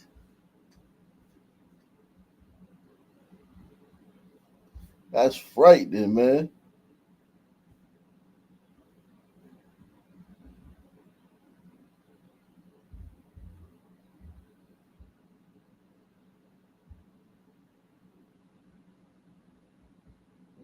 Omaha. Omaha police arrest a man accused of having child pornography. 37-year-old Anthony Tucker Sr. faces charges related to the case from November 2024. Investigators say that was over letting an escaped But I 16-year-old thought it live was with only him. gliders After they who used slept a with search warrant boys. to get his phone, they say they found explicit photos of that teen on it. Tucker should be in court by tomorrow. Jeez.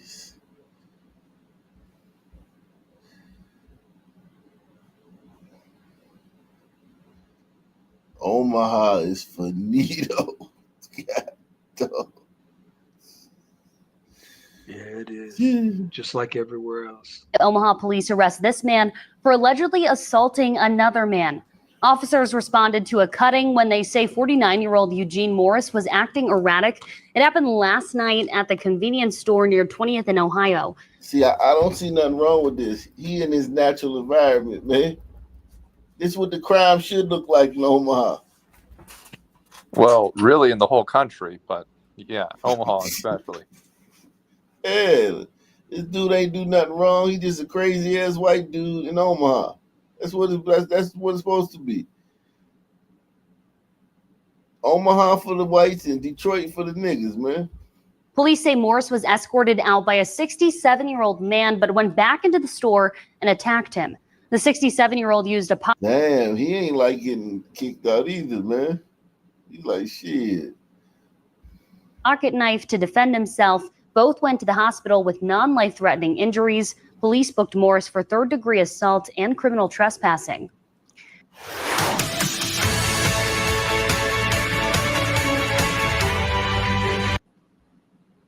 Hey. Omaha. Fuck.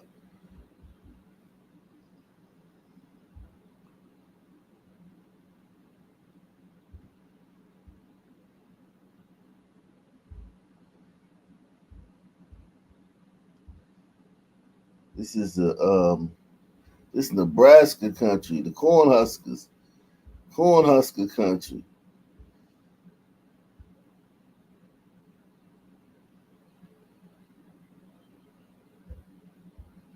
Cornhusker country. Not a lot of crime, man. That's a Not a good lot thing, of right? crime. Well, I mean, listen, they got you know what I mean? It's still probably mostly white, but they let a lot of sons in. The shit gonna change, man.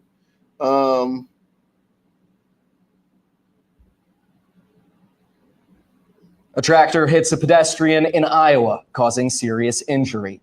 The Fremont County Sheriff's Office responded to a serious injury accident around 5:30 Friday evening.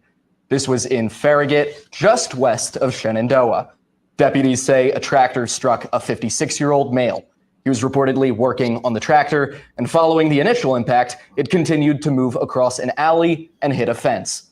The driver of the tractor was identified as 39-year-old Kyle Glenn Hale of Shenandoah. Following an investigation at the scene, Mr. Hale was arrested for operating while intoxicated. This is his second offense. He was later released on bond with additional charges pending as the investigation continues. The victim of the accident sustained serious injuries and was transported by LifeNet to a hospital in Omaha.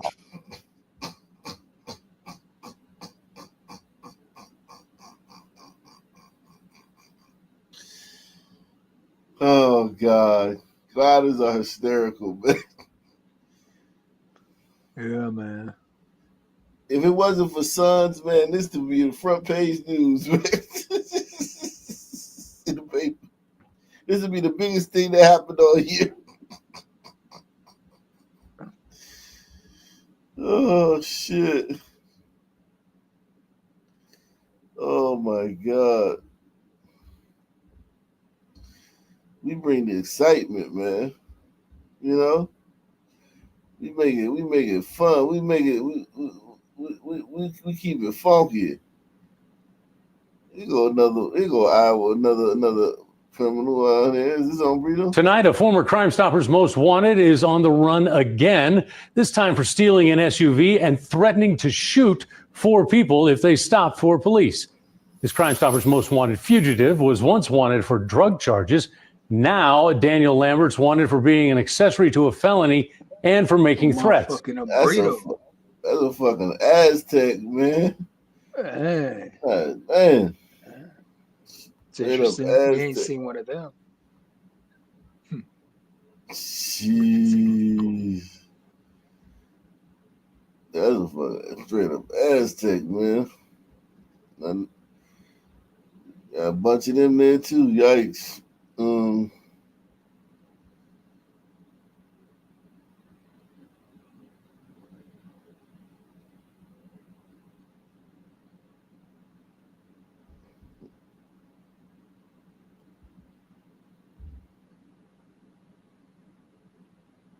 Wow.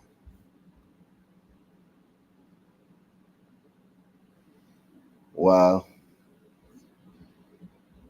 Fucking.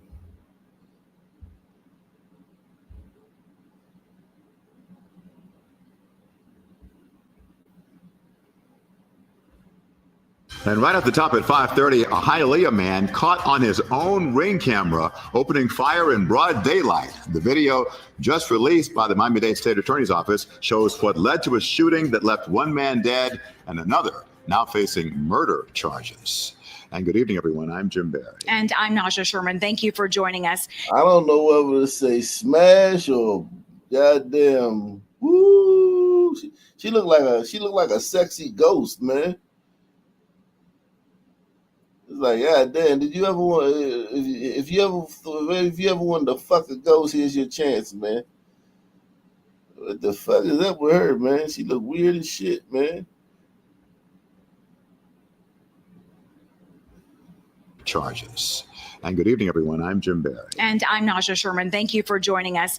CBS News Miami's Chelsea Jones joins us live from Hialeah. And Chelsea, you have video from the center of the case and the story behind the fatal gunfire. Yeah, exactly. And it was all thanks to a Ring camera outside of apartment 201. It is still here tonight. Just take a look up behind me on the 2nd floor. It captures the shooter walking up to his neighbor's door. He says something, then he fires a lone shot. And who he killed is a father who was simply visiting a friend. Wow. One pull of the trigger and 55-year-old Pedro Blanco became an accused murderer. The Miami-Dade State Attorney's Office releasing video of the alleged crime caught on Blanco's own Ring camera. Looked like he killed a brother, didn't it? We can only hope. The only type of person that will wear a white hat and a white wife beater and white shorts is some kind of Jamaican or... Damn, he shot that brother. If that was a white man, we would have heard about this, but this is on Brito, so one pull of the trigger and 55-year-old Pedro Blanco became an accused murderer.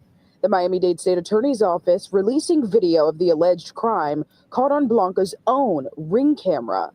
The video shows him leaving his apartment and then knocking on his neighbor's door. At first, there's no immediate answer, so he leaves. Then a man appears in the doorway of apartment 202. Blanco walks back, pulls out his gun, and fires just 1 round. A second camera just feet away shows a different view of the deadly encounter. You see 2 men in the doorway. One of them is 31-year-old Yoindris Campos. He died. Hialeah police say a dispute led to the shooting on May 13th.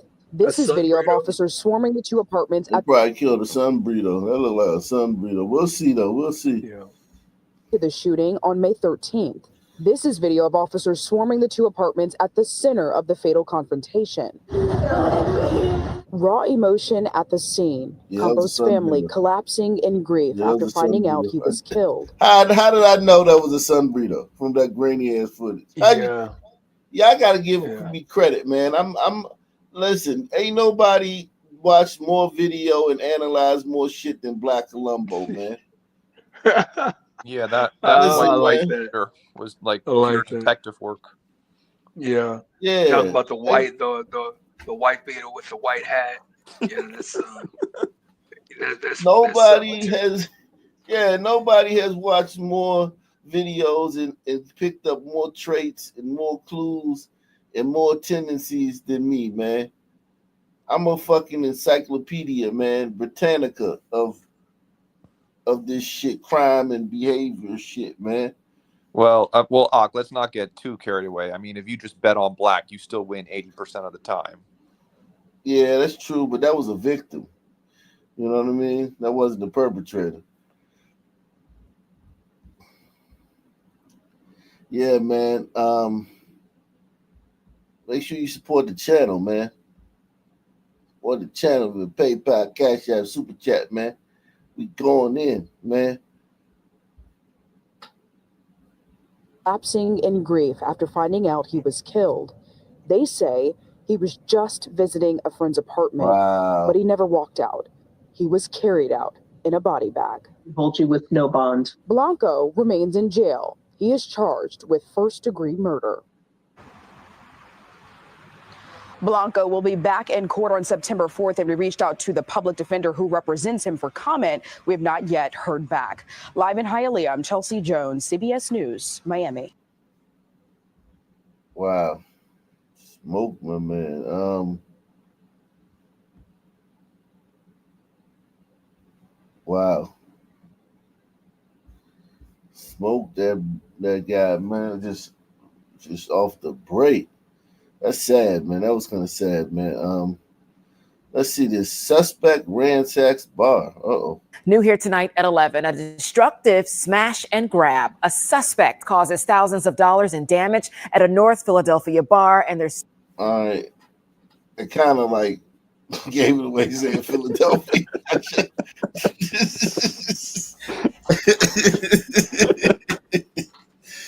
God damn. I think the level of damage just gives it away. You know what I'm saying? Yeah. Like, who would Yeah. destroy something? It's just the chaos is just kind of can't even imagine anyone but a black person doing it. Like just Jeez, man. And it could be so much video woman. To go with. Yeah, that could have been a woman, but easily. I think burglary is probably a man. With it. A similar incident happened at another bar on the very same block just yesterday. Action News reporter Brianna Smith joins us now live outside of police headquarters. You got the latest on this story, Brianna. Yeah, Shari, and when we walked inside Clock Bar, we had to watch where we stepped because of the shattered glass, debris, and food all over the floor. Employees and customers were inside during the time of the incident, but thankfully everyone's okay. And we spoke to the owner, who says he's confident the same man is responsible for damaging both bars this week. It's wrecked. It's ruined. Chuck Wiener walked into this major destruction at his business, Clock Bar on Germantown Avenue in North Philadelphia. Listen, you got that sick. Listen, man, I'm not even trying to I ain't gonna bullshit you, like, right? So a black person would, in this case, would say, well, they got insurance, right? Like, listen, that's the rebuttal. Yep. Some area codes, some zip codes, they don't give you full coverage, because you have a lot of blacks in your area code. Like if you have a business in an area that has a lot of blacks, you don't get, the insurance company doesn't give you full coverage, and after a certain amount of claims, they won't cover them. They may cover the first couple of claims, but then they won't cover them no more, because they know it's going to be a high crime area, and high crime areas are black areas. So if your zip code has high crime designation, you don't necessarily get. And then another thing is, who can, like, he got to clean all this up. Like, you know what I'm saying? Like, who gonna get all this shit up? This shit ain't gonna magically jump in the trash can. Yeah, it's not like the police are gonna clean it up when you call them. No, you gotta fucking do it. Yeah. All of it. While you all while of you it. right, and while you're doing it, you gotta like think you're on a bar, like you're basically like a restaurateur. These are businesses with small margins and shit. Very thin margins. You know what I'm saying? You lucky to make money, you know what I'm saying? Make enough to fucking keep the lights on and shit. Yeah, And and your customers also like are scared now. Like they don't want to fucking go to the bar that got ransacked. yeah. Yeah, and now you gotta fucking take out a loan to replace all this stuff. So you're in debt. Like you can't just go into your fucking savings and replace all this shit. You know what I'm saying? You gotta go into equity, maybe take some equity out in the building. If you haven't already done that, which most guys, like as old as this guy is, he's probably taking out all the equity in that motherfucker. So it's like it's just they just ruined this guy's fucking life. You know what I'm saying? They just fucked him royally, man. Like I was upset that my roof, my roof, it had a leak on it, and they said it was gonna be like $800 to get it fixed. And I was like, all right, I can wait until. And I saw the leak, and I said, all right, I can wait until as long as I get it done before the fall, I'm good. That motherfucker got to handle this shit tonight so he can open up tomorrow. Because every day he loses, that's money he losing. You know what I mean?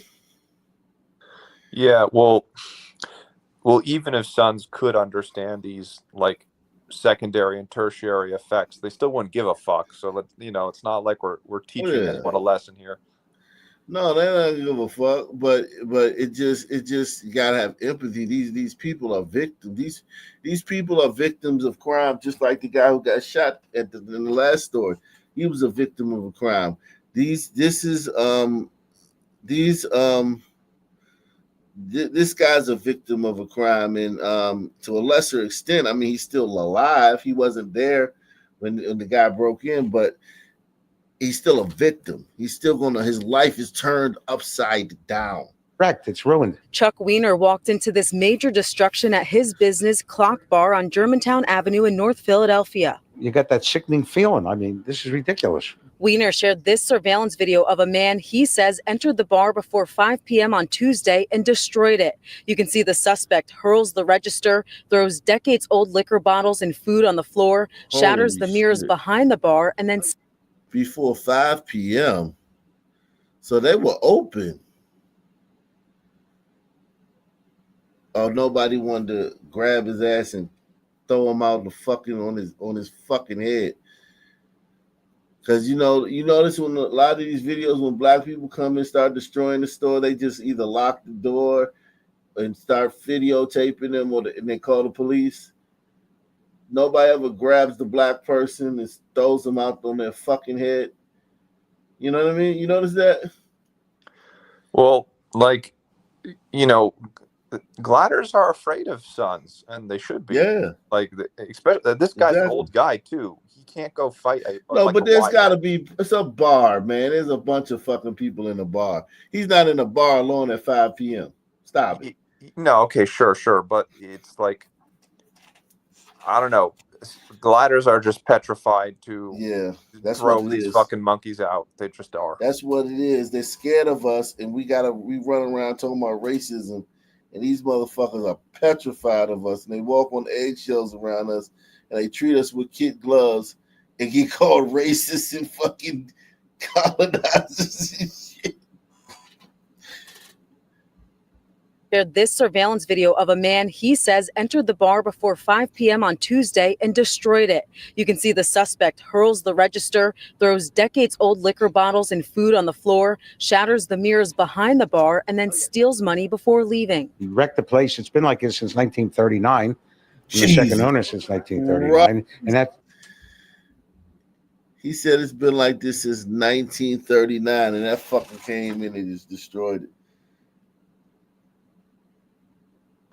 Yeah, there's just no chimp out insurance, so he's just all fucked up. Damn. You got to remove all that glass.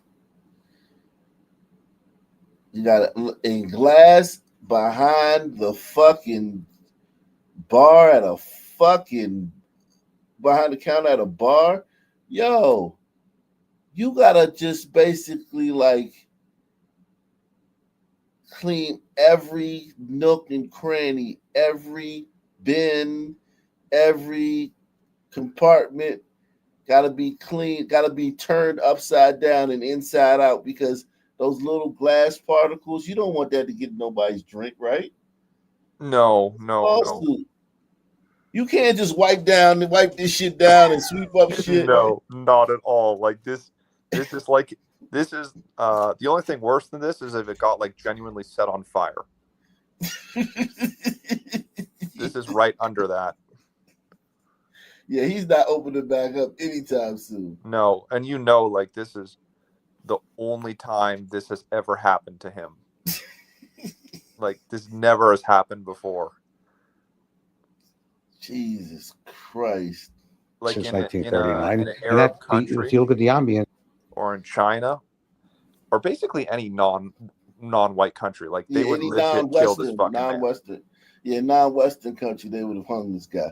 Yeah, and they would have been right to. Yeah. You can see that. Wiener believes the same man smashed the windows of Eagle Bar next door around 2:30 a.m. on Monday, as shown in the. Jeez. Look at him. He just he's like,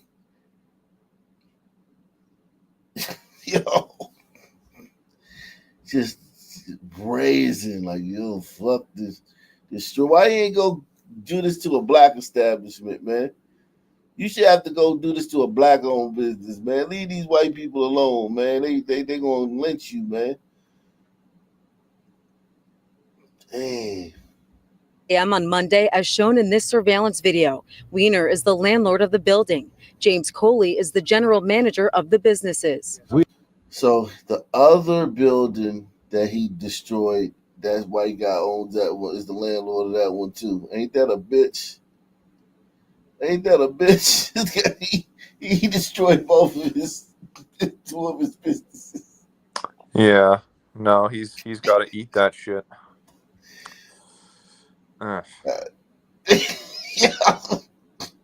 Yo, man, this dude's like, and then he gets no GoFundMe. If he started GoFundMe, he'd get $12. Nah, dude, if this guy got a NoFundMe, the blacks would make like a rebuttal NoFundMe for the fucking Hammer dude. That's what would happen.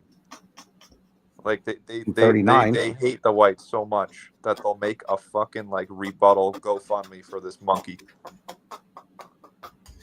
I'm the second owner since 1939, and if you look at the ambience, you can see that. Wiener believes the same man smashed the windows of Eagle Bar next door around 2:30 a.m. on Monday, as shown in this surveillance video. Wiener is the landlord of the building. James Coley is the general manager of the businesses. We don't allow him in, and that was the problem Sunday night. We wouldn't let him in, and that's when he started breaking windows. Jesus. Okay. Why not go to the fucking store and get a 40 ounce and call it a night then? Like, god damn. No, but they told him to leave. Yeah, sir, exactly. Could you please leave? Exactly. Not letting them in is the same as asking them to leave. They're the same. It's the same mental effect. It has the same psychological effect on the subject. Yes. Wiener says the suspect broke 25 windows and it will cost about $35,000 to. He broke 25 windows, $35,000. Holy shit.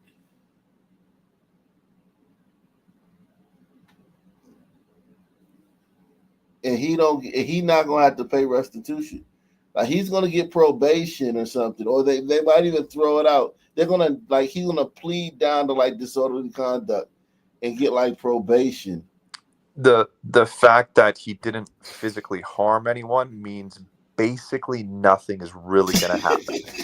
Like, isn't that effectively how the United States laws currently work in every fucking state? For Sunman, like for Sunman, yes. Yeah, like he didn't even touch anybody. Yeah. He's gonna get probation. He's gonna get 14 hours community service, and and he's probably not gonna do the community service, and then he's probably gonna violate his probation, and he'll probably end up getting in trouble off of that. That'll be the only, you know what I'm saying? That'll be the saving grace. Like he'll violate his probation, and then he may be get put on an ankle monitor or something, and then maybe he'll violate that, and then maybe you can get him punished, but it ain't gonna be for that. It's gonna be for something ancillary. You know what I mean? Dealing with the slight punishment that he got. Yeah, no, sons are like cats. They got 9 lives type of thing going on. Oh yeah.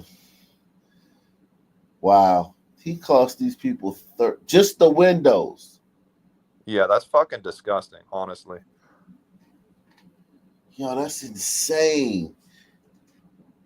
That's fucking crazy.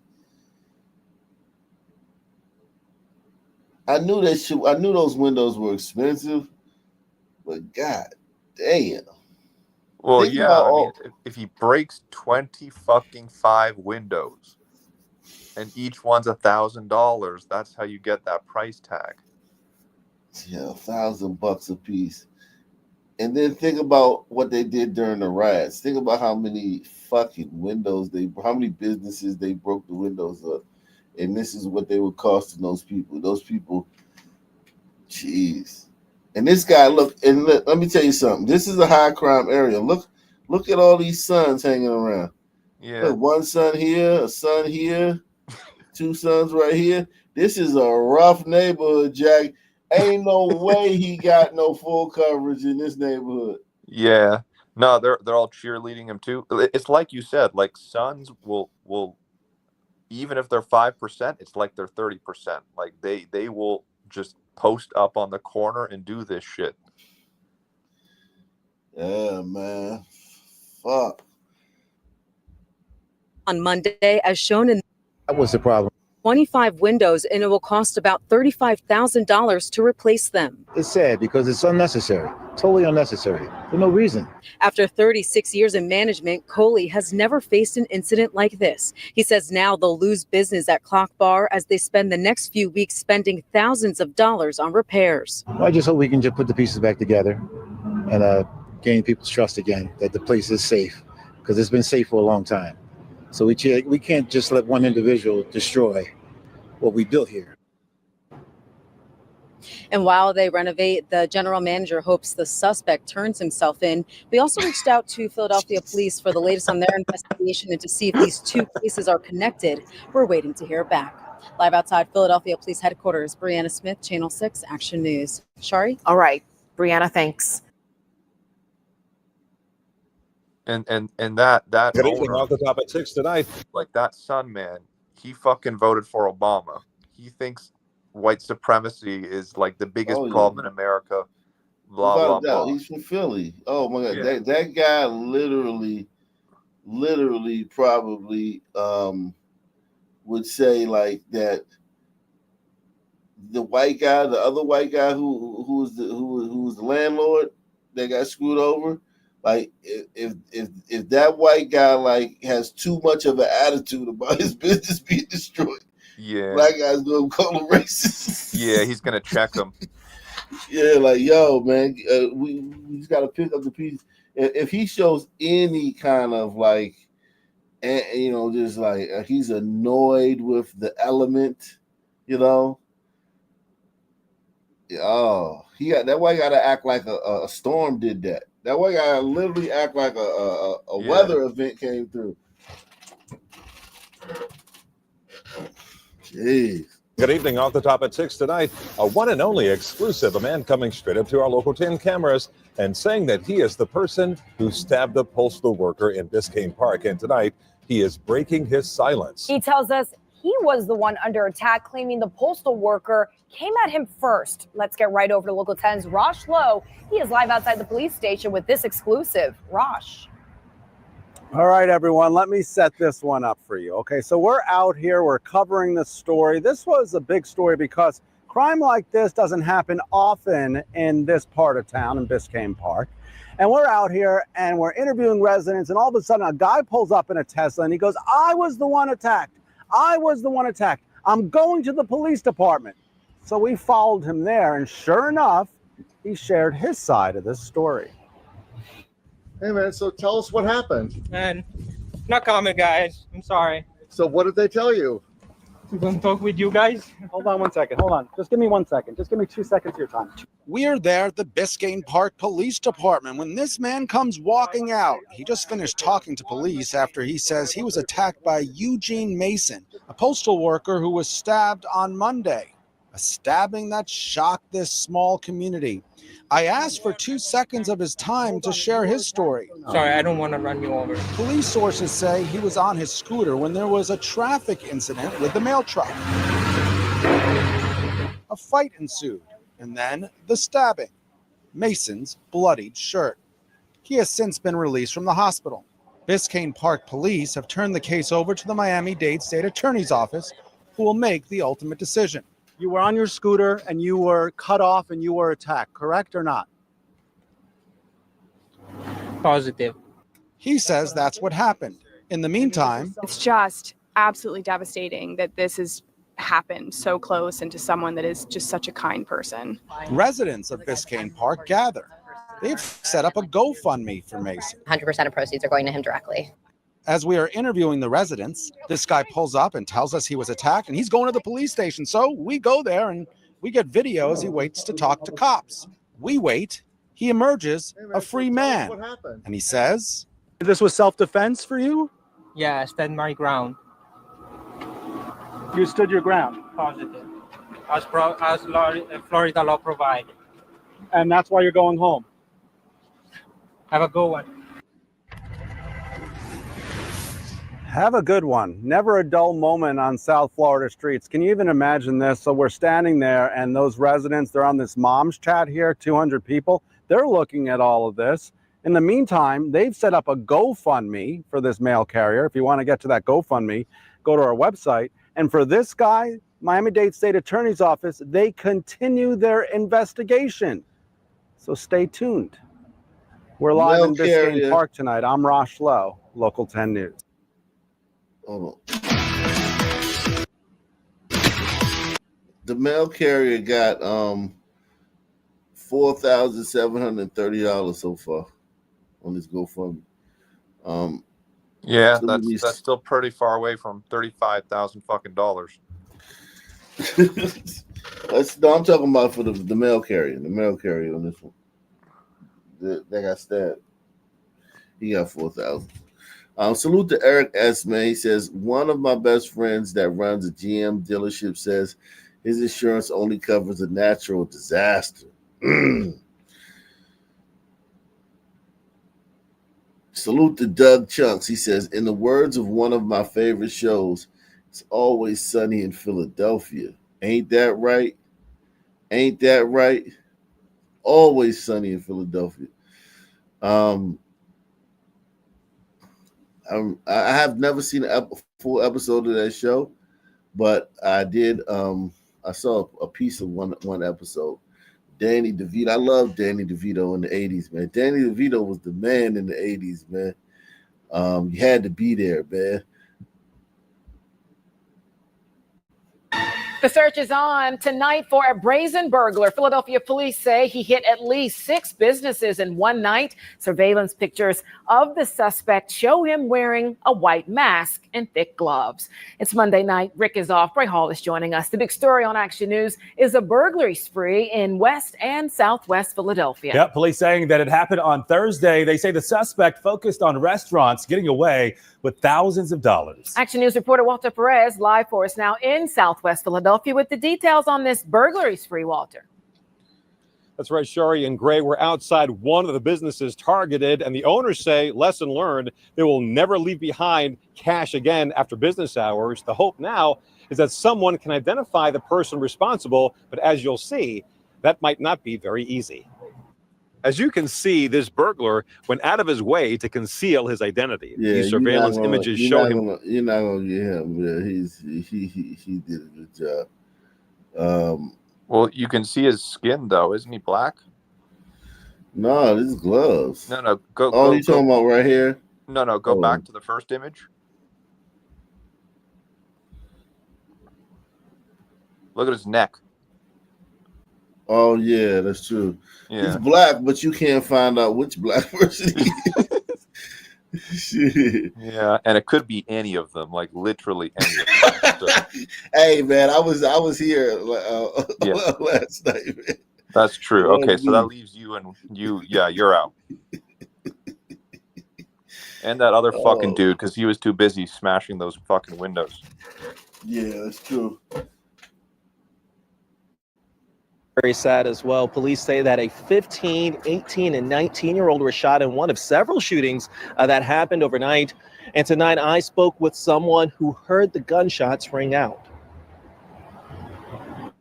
This surveillance video obtained by 11 News shows the moment that police responded to a shooting along Blair Road around 3:30 on Wednesday morning.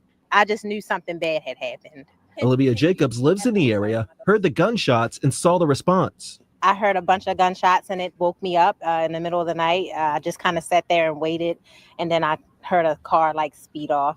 It's still very unfortunate to even have this type of activity. Police later found 3 victims, a 15-year-old boy, along with an 18-year-old man and a 19-year-old man about 3 miles away in Baltimore County along Kenwood Avenue. All have non-life-threatening injuries, but this is one of several shootings that police are investigating that happened overnight. Just after midnight, police found a male lying along Edgewood Street. They said that he had an apparent gunshot wound. Medics later pronounced him dead. Then this is video of a shooting on Bank Street in Upper Fells Point around 12:15. It shows some people going toward a car, shots fired, and the car quickly driving away. Investigators say that a 34-year-old man was shot. He has non-life-threatening injuries. Then, late Tuesday night, just before 11:30, officers found a woman lying along Mount Holly Street with a gunshot wound. She was later pronounced dead a short time later. Jacobs is a mother and says that hearing about all of these shootings is concerning. The thing about having children, I don't know if you have kids, but the thing about having children is you have them and you bring them into this world and you want to love on them. But the reality is you cannot protect them when they're outside of your peer view. And it's just very, very sad. She says that she's staying vigilant. It definitely has me keeping my head on the swivel and having my kids do the same at all times. And police are asking anyone who knows anything about any of those shootings to give them a call or contact Metro Crime Stoppers. Reporting live in front of Baltimore City Police Headquarters, Kyrie Stewart, WBAL TV 11 News. Let's see what's going on in Baltimore, man. We haven't done Baltimore in a minute, man. Need more, man. Jeez. All right.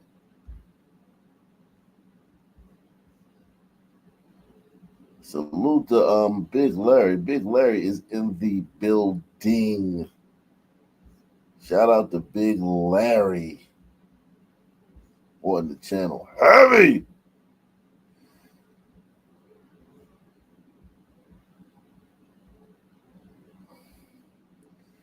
Yeah, man, and if you're enjoying the show, man, hit that like button, man. Smash that like too, man.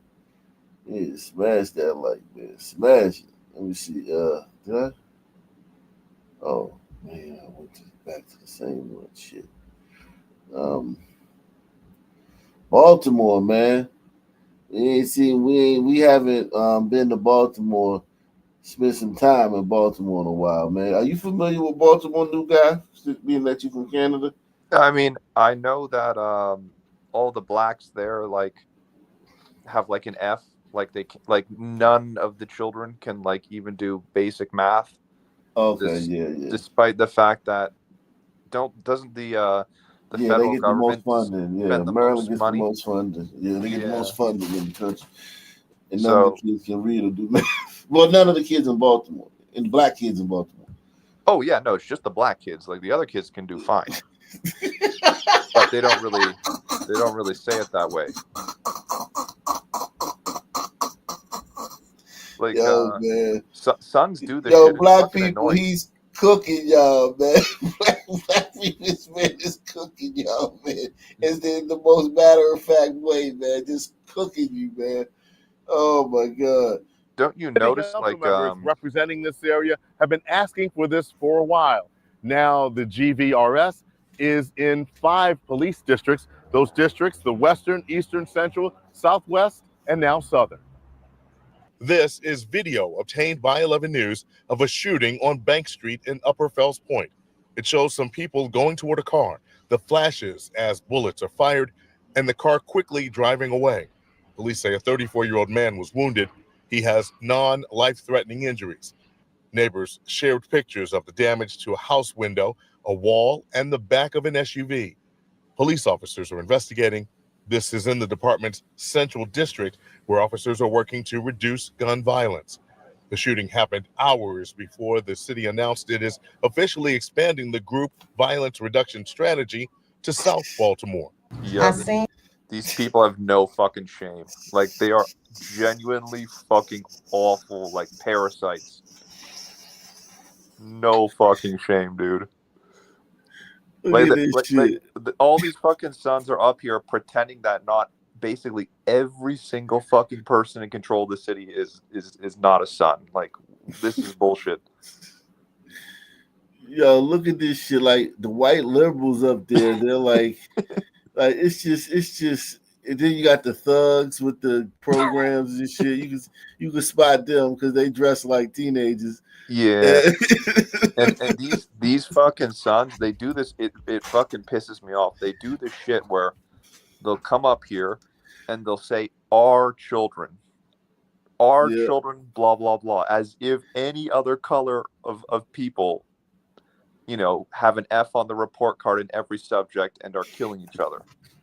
You know, like when the sons, you know, when a son child goes to the NBA, they don't say our children. They say our black children. We're in the NBA now. But when shit is going down, now it's our children. It's everyone's children.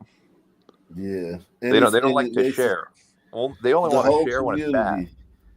Oh yeah, definitely. That must say the whole community is up to each one of us to help. You know, these youth, you know, stop committing this crime and all this shit. Look at all these motherfuckers. Look how many. Think about it. Let's just say the average salary up here is $80,000. You know, because we know that most of these people make well over that. But the let's just say the program guys, they make, let's just say they make about 50,000 or something. But think about how many motherfuckers is this 30 people? 35 people, and then let's just say they all make 80,000. Yeah, that's a lot of fucking money for these people to fuck it for nothing. I mean, nothing is going to happen from this little meeting they've had and from this initiative, this group violence reduction strategy. Yeah, and it's not just because, okay, here's the thing.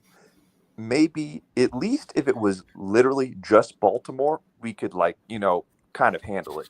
But this is every fucking black populated city in the country, every And state, county. everywhere, even Omaha. And town. And town, yeah. Yep, because they got a town not far from here called York, Pennsylvania. Teeny little town. Golly, man, sons have ruined that motherfucker too. Ending the group violence reduction strategy to South Baltimore. I've seen progress, fewer shootings and Fucking homicides, Muslim women too. but that only happens when you include community. It is a partnership involving the city, federal agencies, neighbors, and community groups, offering opportunities through resources and services. We've been able to connect more than 256 people at the highest risk of being That's the fucking mayor right there. That's the fucking man. He wouldn't even throw on a tie. He didn't have the decency to throw on a fucking tie. He like, fuck it, or comb his hair. We got this like Shaniqua here dressed in a fucking hijab, like just and you know the only reason she's on that shit is just like to give the gliders a middle fucking finger. There's no other reason. Like that's why they do it. Like they might rationalize it in, you know, like tertiary steps, but you know the initial one was just fuck white people, fuck gliders, just, you know, fuck them. Yeah. She's a sister. She's definitely a racist. Involved in violence to life-changing services through YAP and Roka. Once folks are under investigation, that offer is done for them. They have to take us up on that now. Because it also has accountability and Jesus Christ, Monrovia and shit. They turned fucking flagship cities into fucking Mumbai and shit. What the fuck? Like, I'm not like an American history, wizard or anything, but wasn't Baltimore like a historic American city? Yes. Oh yeah. Like it was a beautiful place full of gliders, I'm assuming, at one point. Oh yeah. I mean, listen, Baltimore is a phenomenal city. It's one of our flagship cities. It's on the East Coast. It's part of like the 13 colonies and shit. You know what I'm saying? Like Philadelphia, Boston, DC is like up there with that. New York is one of them. It's like the 5 big ones. New York, Boston, Philadelphia, Baltimore, DC. Yeah, like the location of the founding of America. Yeah. Like the spot. My favorite author's from there too, man. Edgar Allan Poe, man. He's from there, man. Edgar Allan Poe, man. The great. Listen, man. Listen, yo. Baltimore is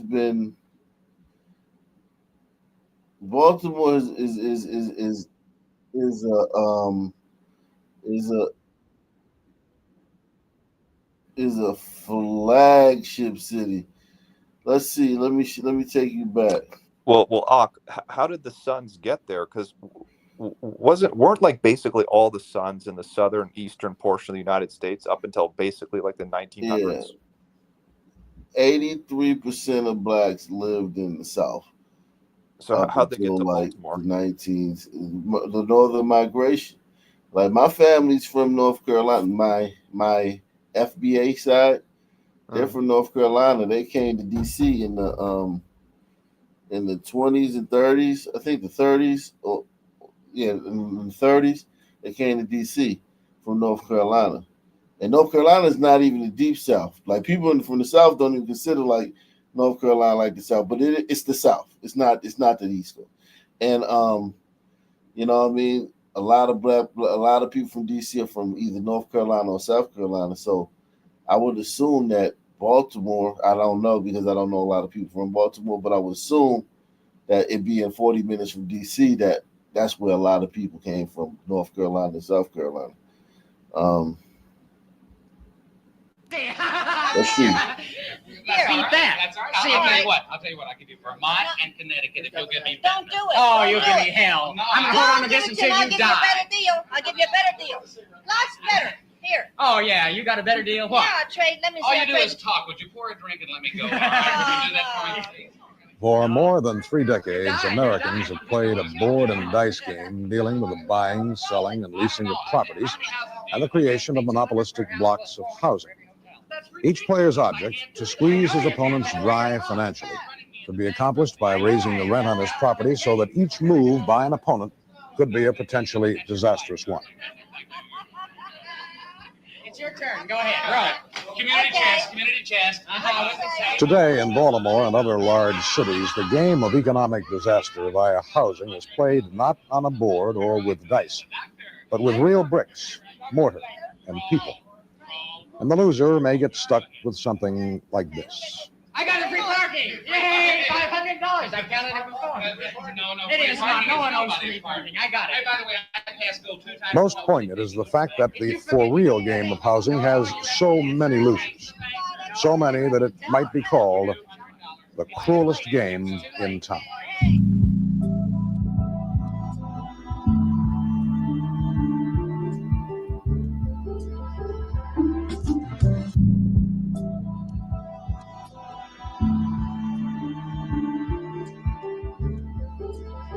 You know what? This one, I'm gonna show you another one. This one right here. This is the one I want to show. This is the one. Everybody, buckle your seatbelts, man. Buckle your seatbelts, okay? Buckle your seatbelts. We about to go to Baltimore. Baltimore.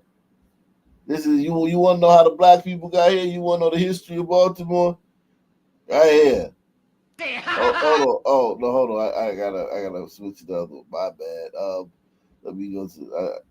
The second time I did that, man. I gotta separate my tabs, man. So I don't keep doing that. Here you go. Right here. Baltimore. Salute to. Let me read this last one. Salute to my man Baila con Latinas, man. He says, "This is the second time my supposed girlfriend left me alone in her country. Your shows kept me from being lonely. I'm back home now. Thanks. I'm just being used for money. Complete waste. Yo, you gotta hit me up with the question in the beginning. Baila con Latinas, man. I wanted to help you with that. You can turn it around. You can flip it. You can still save it. You can still flip the dynamic in your relationship. Remind me tomorrow. Tomorrow, early on, man. Before we get into it, I'm gonna address that, man, for you, man. How do you can flip it? But right now, here's the thing. We talk about it. Straight up, don't say nothing. Don't talk. Stop talking to her, but don't be rude. Stop talking to her, but don't be rude. Okay? One word answers, but don't be rude. Because you don't want to lose any more ground if you're being used. But yeah, we'll talk about it tomorrow, man. Make sure you tell me early in the show to remind me.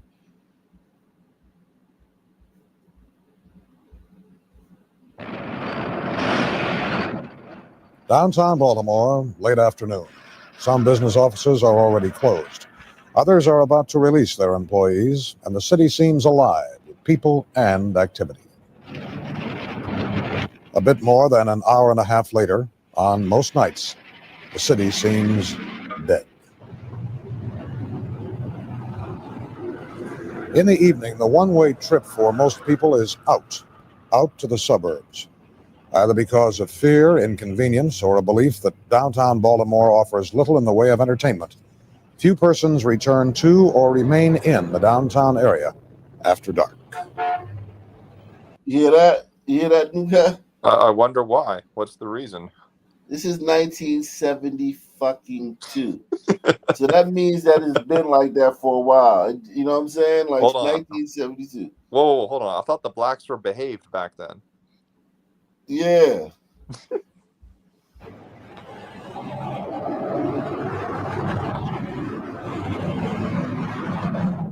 I really don't feel safe downtown. Stay on any days other than on a Monday or a Thursday. Jeez. I thought the Suns would, they would only knuckle up. That's it. Where's the Klan, man? A white woman is on camera saying she doesn't feel safe. Where's the Klan? Where's the robe? Where's some white group of men to come and say it's 1972, man? Like, yo, there's no way a white woman could not feel safe in the downtown district of any fucking city in our great country.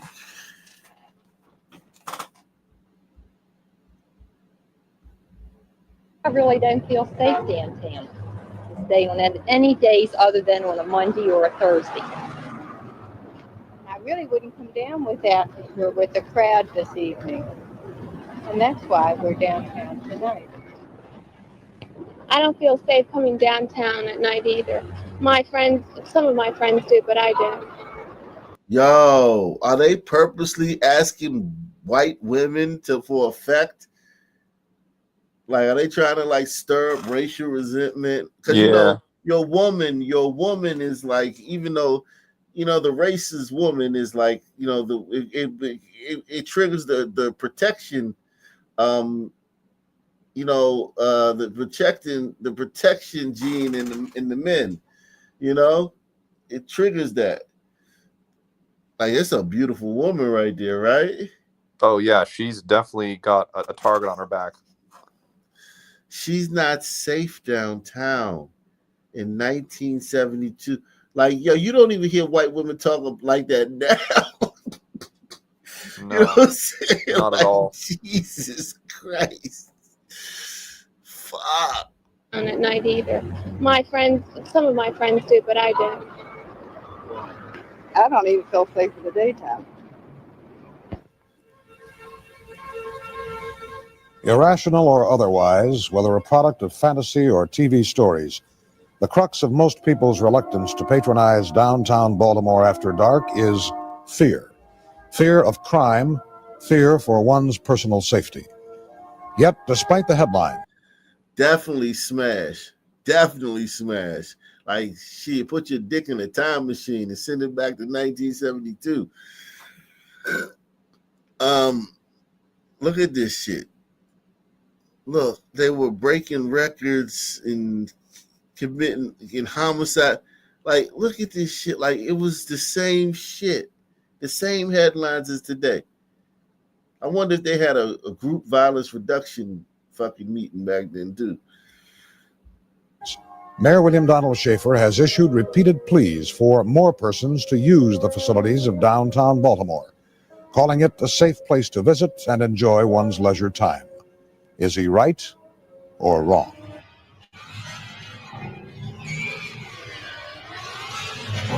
Now, I just want to show y'all, like, no other channel, any other channel would have a bunch of old black boomers talking about, man, Baltimore was racist back then. I couldn't even look a white man in the eye.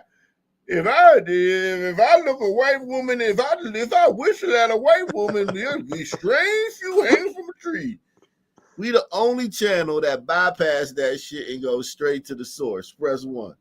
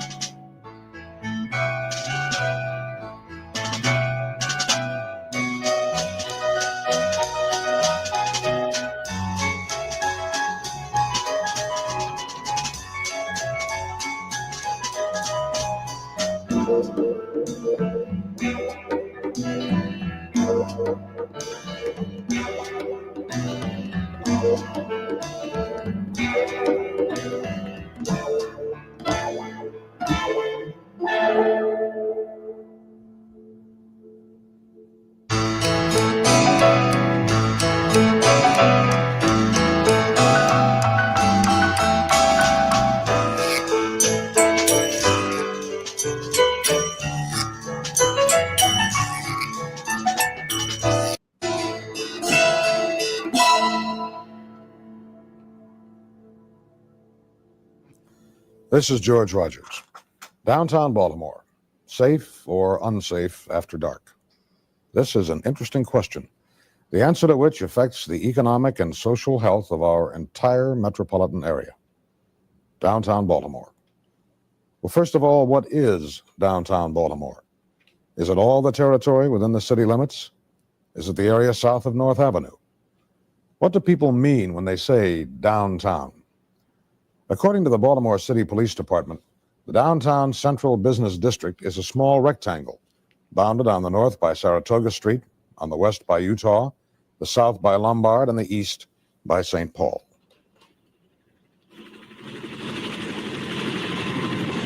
Within these boundaries, major changes have occurred during the past decade. Now, in place of deteriorating buildings, many shining structures have risen.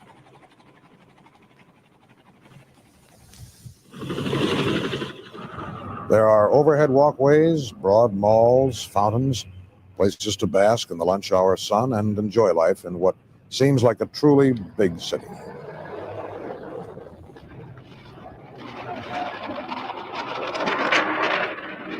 But the past decade has also seen a marked change in people's attitude toward the downtown area, especially since the riots of 1968. Now, many persons, by their own admission, simply will not venture near the central business district after 6 o'clock. At that hour, the 6 o'clock. Yeah, that's a bitch. Like, that's being robbed of your own fucking life. Like, you pay the taxes for this fucking city, and the Suns like steal your life from you. 6 o'clock. Yo, listen. 6 o'clock, that's not even dinner time. My kids don't even eat dinner at 6. Like, Dude, are you even off work at 6? You're fucking working past 6. Like, 9 to 5. It's 9 to 5 in the United States. But you're not home yet because you commute. yeah. You know what I mean? But yeah, they're gone. As long as they can be out of there by 5, you just can't do any overtime. No, not at all. But it's like, it's just this bullshit. Like, you're being chased out of your own fucking city that you pay for by these fucking dudes that just, yeah, it's like that, and you can't even say shit about it. Even when these white women talk about, you know, the feeling safe or not, even already they're using like coded language and are making sure to not, you know, make any like racial incitement about the matter. We've never heard a racial comment in all the old videos we've watched from a white person. Not ever. really, no. To be honest, like, actually not. Maybe like once or twice. rates come down for most businesses, ominous physical reminders of mental barriers that exist in people's minds. Some businessmen, despite the presence of grates, bars, locks, and alarm devices, say that such physical paraphernalia is not an accurate reflection of how safe or unsafe a person is downtown after dark. Well, about the gates downtown, it's good, but with all merchants putting up gates that make downtown look too confining, people even feel confining. You take a person that comes from Hager. So now the son's complaining that the things that people do to protect their property and their businesses is making them feel a certain way. Yeah, and if that fucking that Wiener guy put some, you know, shit on his new windows, he'd get this same fucking talking to. You making our customers feeling confined. Jesus, the audacity. But you know, this son, you know, he's saying the quiet part out loud, right? Like, you're right, it is confined, and there's a reason for that. And it's because people who look like you. So when he expresses his, you know, his anger here, and he's saying it out loud, basically, the quiet part out loud. Fucking yo, the white people gotta be out of there before 6 o'clock. And this nappy-headed goddamn Homo erectus primate comes up here and says, "Man, making us feel confined." Like, yo, and white people gotta eat that shit. Yeah, basically. Because of what? Oh my God. Town, Hagerstown, or someone that's out from the suburbs area that's not used to this type of environment, and they come downtown and they see the gates, they don't like the feeling, they don't like the looks of it. It gives them that feeling of hostility that is about to happen, which is not. Downtown is a beautiful place. There's beautiful people here, like I said, and it's no reason for the gates.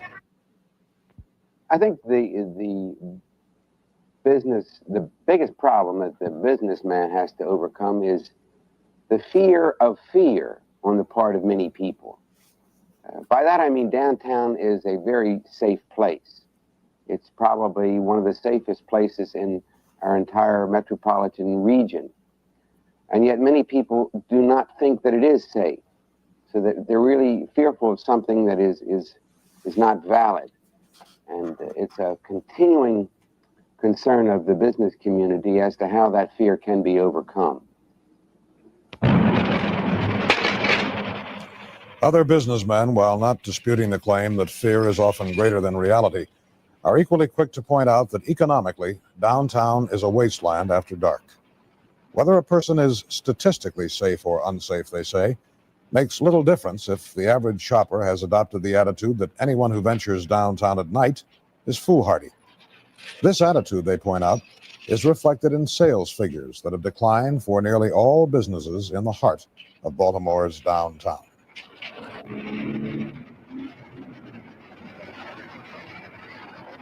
Business is bad. It used to be good. At one time, we used to have lots of business, but now, say that people just seem to don't want to come downtown. Like say after 6 o'clock, business stops. There's no more business. Say we may have one, two customers. That's from 6 on. So it's more thing you play by ear, where it's really wasting electricity, really waste of money just to stay open. So. Lack of patronage has also struck the Enoch Pratt Library's Central Branch, which remained open 6 nights a week for decades. Recently, however, the library cut back to 2 nights a week, not according to Enoch Pratt's spokesman because people feared for their lives in the area, but because fewer and fewer people were using the facilities of the Central Branch after dark. It is possible, of course, that fear was a factor in the declining numbers of after-dark library patrons.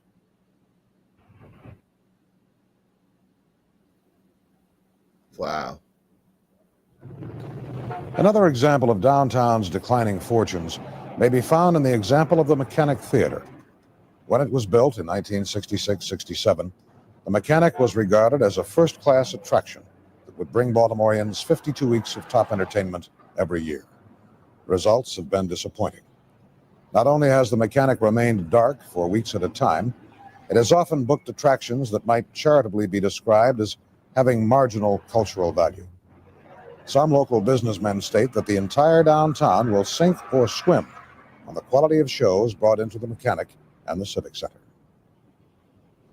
No, I don't think people are afraid of downtown. A lot of people come downtown. The problem is getting a parking space. The problem is that there's nothing for them to come down here for. If you come downtown, you got a good show across the street, sure they'll come. They've proven it in the past. They'll prove it in the future. Just give them good shows. Fill this Mars Mechanic up with some good shows. When we had Fiddler on the Roof, we had 3 weeks of solid business. As soon as that show was over, it died. So this is the answer.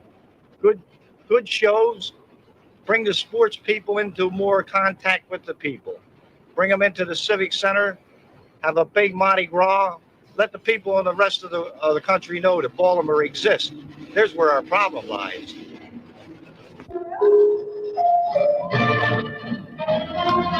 He was so hopeful, and we are standing 50-something years later, and the report is, it's gotten worse. Yeah, it's gotten worse. No, like when I see this video, obviously, if you were to watch it in 1972, you would just watch it in 1972. But when I look at it now, it's like a gaslighting.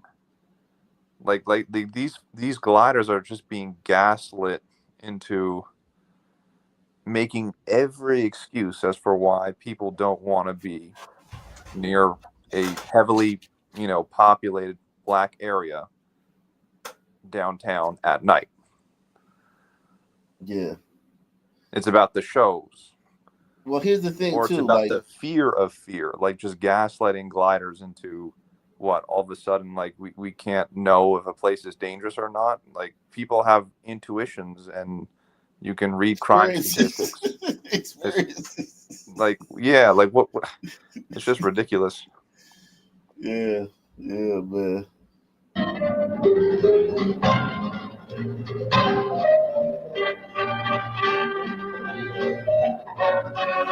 One effort to upgrade the day-by-day quality of entertainment in the downtown area began during the summer of 1972 with a presentation of 8 on-stage downtown concerts.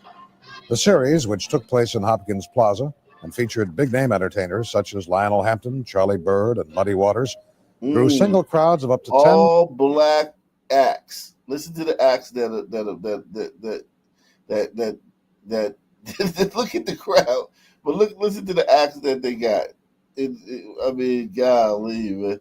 One effort to upgrade the day-by-day quality of entertainment in the downtown area began during the summer of 1972 with the presentation of 8 on-stage downtown concerts. The series, which took place in Hopkins Plaza and featured big-name entertainers such as Lionel Hampton, Charlie Bird, Charlie Bird, they jazz musicians. and Muddy Waters. Muddy Waters, I think he's the blues. You know, black musicians was still the attraction for multicultural crowd. You know what I mean? Like, this is for white people. You know what I mean? And black people. Single crowds of up to 10,000 persons and a total of nearly 40,000. According to Anthony M. Konevsky, promotion director for the Committee for Downtown, the Hopkins Plaza concerts prove that major public events could be held downtown for people of all walks of life from all over the metropolitan area, and that people would come downtown if there is a good reason or a top attraction. From the standpoint of criminal activity, the series was also a success. Captain James Cadden, commander of the Central District, Baltimore City Police Department, reported that there was not a single arrest during the 8 concerts, despite the fact that patrolling was kept at a normal level throughout the series.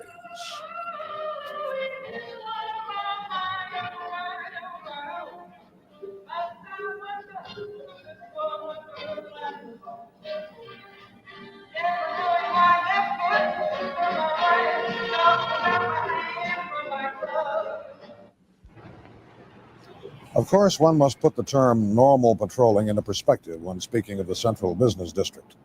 Normal patrolling within the 5 or 6 block area consists of no less than 43 traffic officers, radio patrol units, motorized tactical units, and canine patrols during the 8 to 4 shift, and 24 units from 4 until midnight. In addition, during special events at the Civic Center or Hopkins Plaza, a tactical division of 300 officers may be used if necessary. Usually, a squad of this tactical division augments routine patrols as each show lets out. Thus, the Central Business District is literally blanketed with police officers after dark as well as before.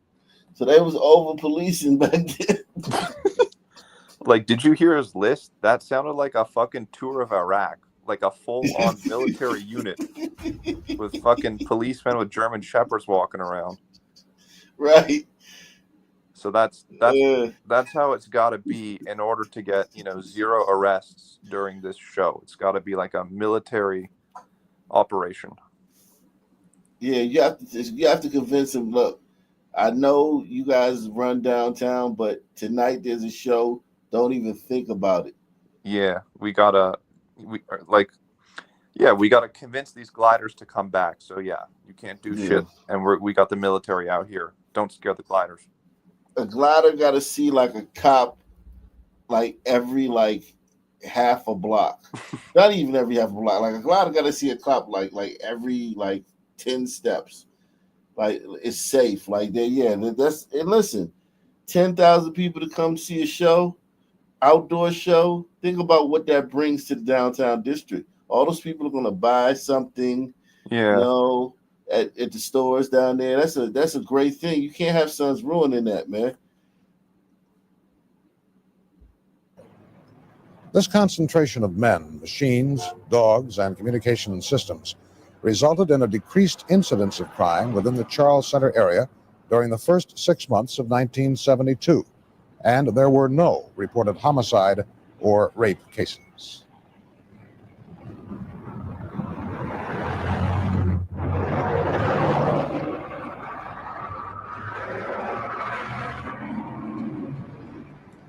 Another inducement to fearful suburbanites has been the growth of underground parking facilities, where all the motorist need do is lock his car and take an elevator to the surface. But even these facilities are considered unsafe by many. More impressive is the tremendous expenditure to bring about better lighting in the Central Business District after dark. Seen from the air at night, Charles Center stands out as a gaudy patch of light against a near black background.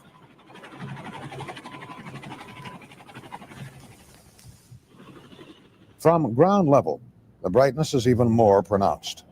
The intersection of Charles and Baltimore streets, for example, offers few shadows from from which the traditional lurking figures might operate.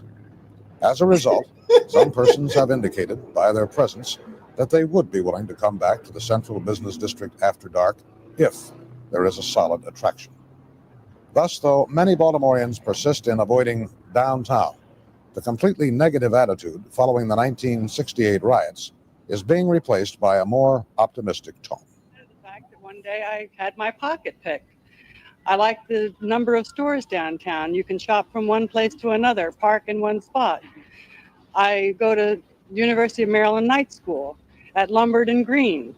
I think if we lived in fear of what might happen to us, we'd never get out of bed any morning.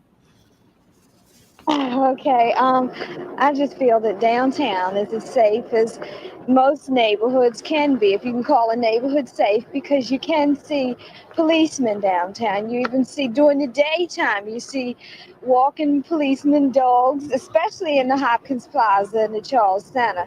And you can get a policeman, I think, downtown quicker than you can in a lot of ghetto neighborhoods. I don't mind coming downtown. I'm not going to stand on the corner and catch a bus. I'll get a cab, but to me, downtown is getting safer than some places. So. Some of the people in the area give a impression to the public that the downtown area is not safe, and it really is. And we're trying to compensate for this and do a good job at it. Like I say, if I had my wife or my family to walk anywhere in the city, it would be in this downtown area, which is true, because it is the most well-patrolled and protected area in the city. This tentative resurgence of confidence in downtown has brought some concrete results. Excellent attendance at the onstage downtown series no doubt helped the opening of Baltimore's first sidewalk cafe, an adjunct of the charcoal hearth. The number of people living downtown has increased also, following the construction of several high-rise apartment buildings. More in-town apartments are in the planning stages, testimony to the success of the experiment. But even these successes are marred by constant reminders of potential crime. Most downtown apartment buildings are equipped with private guards, closed-circuit television, or teledetector synchroscan devices. Such pre-echoes of 1984 often foster as much uneasiness as security in the minds of those who live and visit here. Residents of the new apartments, for example, rarely speak of the area in which they live as one might describe a typical neighborhood. Rather, it is regarded as a more or less insulated pocket of security in which the resident may travel. Trips outside the pocket, however, are taken with caution. I lived in the suburbs in Reisterstown for quite a number of years. I went to college there. I also had 2 apartments there. I had trouble in both apartments. In one, I woke up in the middle of the afternoon with 2 men in my apartment. Now, I moved downtown for the specific reason of the security, and it is very secure. Okay, I walk around at night, usually with a date. I've never had any problems whatsoever. Now, the boundaries have to be specified, of course. When I speak of downtown, I mean the area in which I live, Charles Street, probably up to the monument. I don't like long hikes, so I don't walk any farther than that. As far as living down in the downtown area, in this particular location, I enjoy it very much. I like it. I think it's convenient. And I think this plaza is safe. But beyond that, I can't say much of the downtown as far as security. You're probably aware that some 30 thugs attacked a man right on this overhead walk here less than a month ago. There's a man up here now recuperating from a broken knee. He had that smashed right around the corner here, across from the C&P building. But personally, I like living at 2 Charles Center. I think it has many advantages, and I personally am well satisfied. But if shoppers and residents are pretty well satisfied at safety conditions within the Central Business District, it is important to remember that the well-patrolled, brightly illuminated rectangle is but a small part of Baltimore City. In fact, if every block within the city limits received equal police coverage, Baltimore would need 30,000 police officers. or nearly 10 times the present force. Since it is hardly possible to provide massive coverage of the sort given Charles Center to the entire city, the logical question is, what about the fringe areas outside the well-guarded rectangle? Does crime flourish here to such a large degree that it counterbalances the anti-crime measures taken throughout the central business district? Well, no one can say for sure. But perhaps this is the real hang-up of many Baltimoreans, especially those who've moved past the county lines. Not fear of downtown, as represented by the tiny area, but of the vast periphery of marginal neighborhoods and all-black ghettos. The very thought of having a flat tire in many of these areas strikes terror into the hearts of most whites and many blacks who have fled as well. Not unlike Vietnam, Baltimore seems to be divided into cleared zones where it is relatively safe for ordinary citizens to travel, and danger zones where a person proceeds only at enormous personal peril. Even residents of some areas on the fringe of safe downtown feel neglected and helpless as they contemplate what has happened to their neighborhoods within the past few years. How it is downtown, but I do know around in these neighborhoods now, there's a lot of mugging and purse grabbing and everything, and my husband got it about a month and a half ago, and they beat him up, and he almost lost one eye for 40 cents. That was all he had in his pocket, was the price of a pack of cigarettes. And you can ask anybody up and down these streets how it is. I mean, it's just not safe to get out after dark. The police is a pretty well down neighborhood. We do have a lot of crime, and you're afraid to get out at night, you're afraid to stay in. If it's not a man in the house, it's absolutely impossible to stay there. Unless you got a good dog, especially on the 11th when the welfare tons get their checks, you know. It's terrible around here. 11th and the 2nd. You have to just walk on eggs going around. So she said when the welfare checks come, you gotta, it's terrible. Some man out there robbing people for this welfare checks. Yeah, but even here though, they're still not like making any racial statements. Even though we know the color of the people, you know, beating everyone up. It isn't safe. It is not safe. Nope. It's just safe to a certain extent, but it's not safe enough to get out here like I used to do back in the 30s. And just walk the street down here anywhere I wanted any time of night. Yeah, here we Come go on back again. home, not home, a bit more than I was home when I get back than I was before I left. I used to sit on my step and go to sleep if I wanted. I can't do that no more. If we had more protection on the human lives instead of the property and belongings of the things downtown, well, then I think we would be getting further forward progress. Just how safe is the fringe? In addition to residents of the area, WMAR-TV interviewed two men who make their livings driving through Baltimore. Sergeant D.O. Rankin of the Baltimore City Police Department had one set of thoughts concerning fringe area crime and public safety.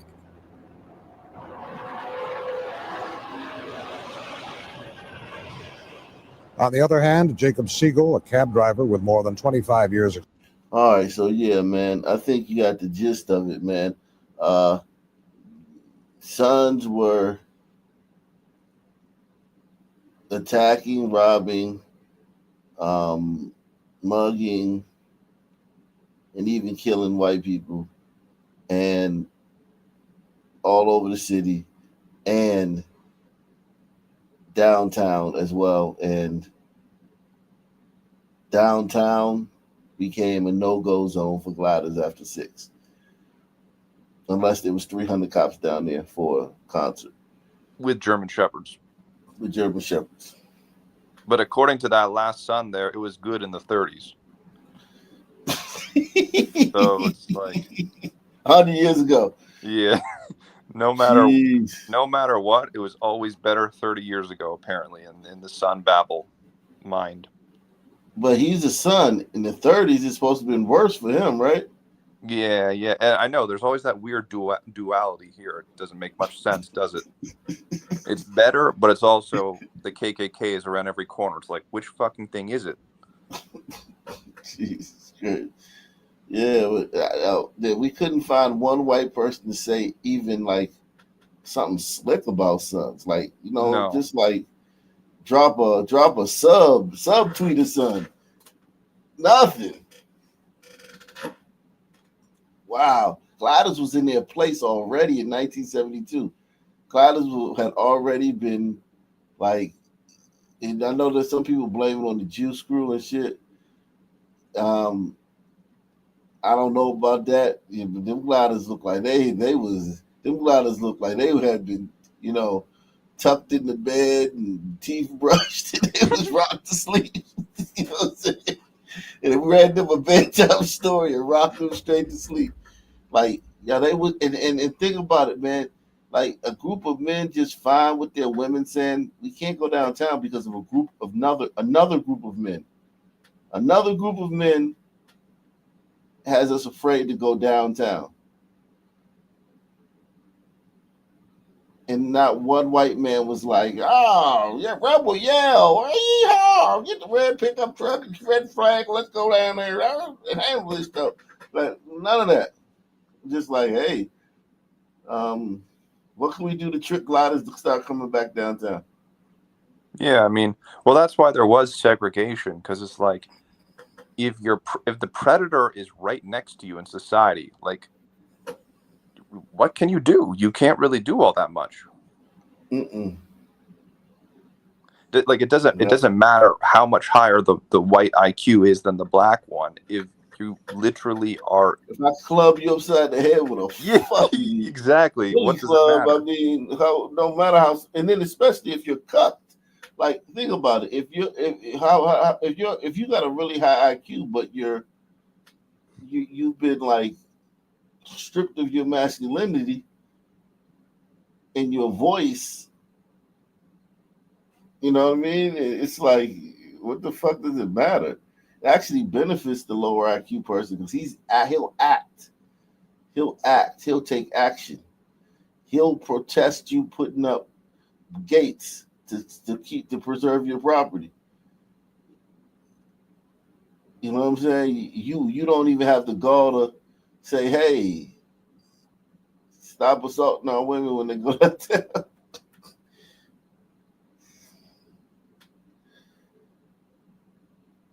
It's crazy, man. Crazy. Wow. Unbelievable, man. Last Outlaw, man. What's your thoughts, man? No solutions. Just wonder if these Sun men, if they maybe if they were dispersed, like maybe in a different area, given a different chance, if they would react the same. I don't know. Just being stacked up on top of each other like that, just. Well, haven't we like dispersed them even all the way to Alaska? Omaha. Yeah, but you got to thin it out. Like Ox said, I think it's like, what, 10, 12%. Once you start getting in there, that's about like my town. It rides right around that 10, 12% area. So you're going to have stuff happen. All the white enclaves, you're saying full coverage for Sons. Get no white thin them out. Thin them out. But if you thin them out, that means they'll be everywhere. There's a lot of places where they aren't. Where people. Yeah. But I mean, you're saying it's put them there too. It's gonna fix it. Putting I don't know. Sons Either that or the Wakanda. Kind of like what Wicked's saying, like make a little Wakanda or something. Maybe like a beach Wakanda, and then give them like New Jersey or something. For all those that want to go, that want to continue with down the Sun path. I don't know what to do with them. I just hate tossing out everybody. Like I said, the good ones that's running, 8, 10%. I don't want to lose them. Some of these people I love, man. Can't just cast them all away.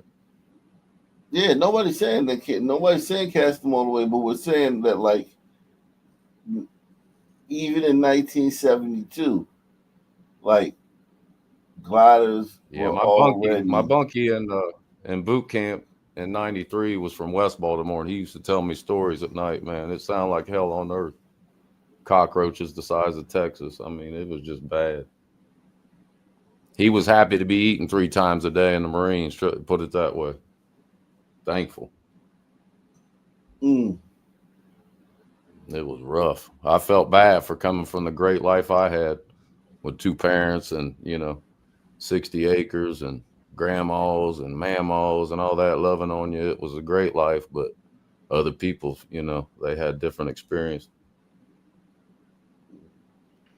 Even you, Ock, like when you was growing up, I remember even when 227 was one of the top shows, and you thinking, Calvin and them, they got it made in DC, but there was a war going on. I think DC might even been the top killing zone. I mean, it was like the murder capital in the late 80s, if I remember right. Mm-hmm. I was scared to go there. I didn't, my grades wasn't good enough to go on the class trip in 8th grade to DC, but watching all the stuff going on, I really wasn't even trying to mess with it in '88. Yeah, you would have stayed down by the monuments if you was on a class trip. You wouldn't have came nowhere near residential area. But yeah. Salute though, man. Wow. Once again, the fucking narrative has been like thoroughly, just turned on its head, upside down. Gliders were very polite. Gliders knew how to, avoid saying anything that might possibly offend a some person. Like they didn't even they didn't even skirt it. They didn't even, you know what I mean? Like even come close to the rail. They didn't even come close to touching the rail. It was like a force field around anything that might upset a son. They knew that was off limits. You could still tell though, like just the way their eyes shifted, like it looked like they're being interrogated. They're nervous, like you can like they clearly don't look comfortable when they're talking about the issue. Not at all. Not at all. That's just insane, man. It never ceases to amaze me.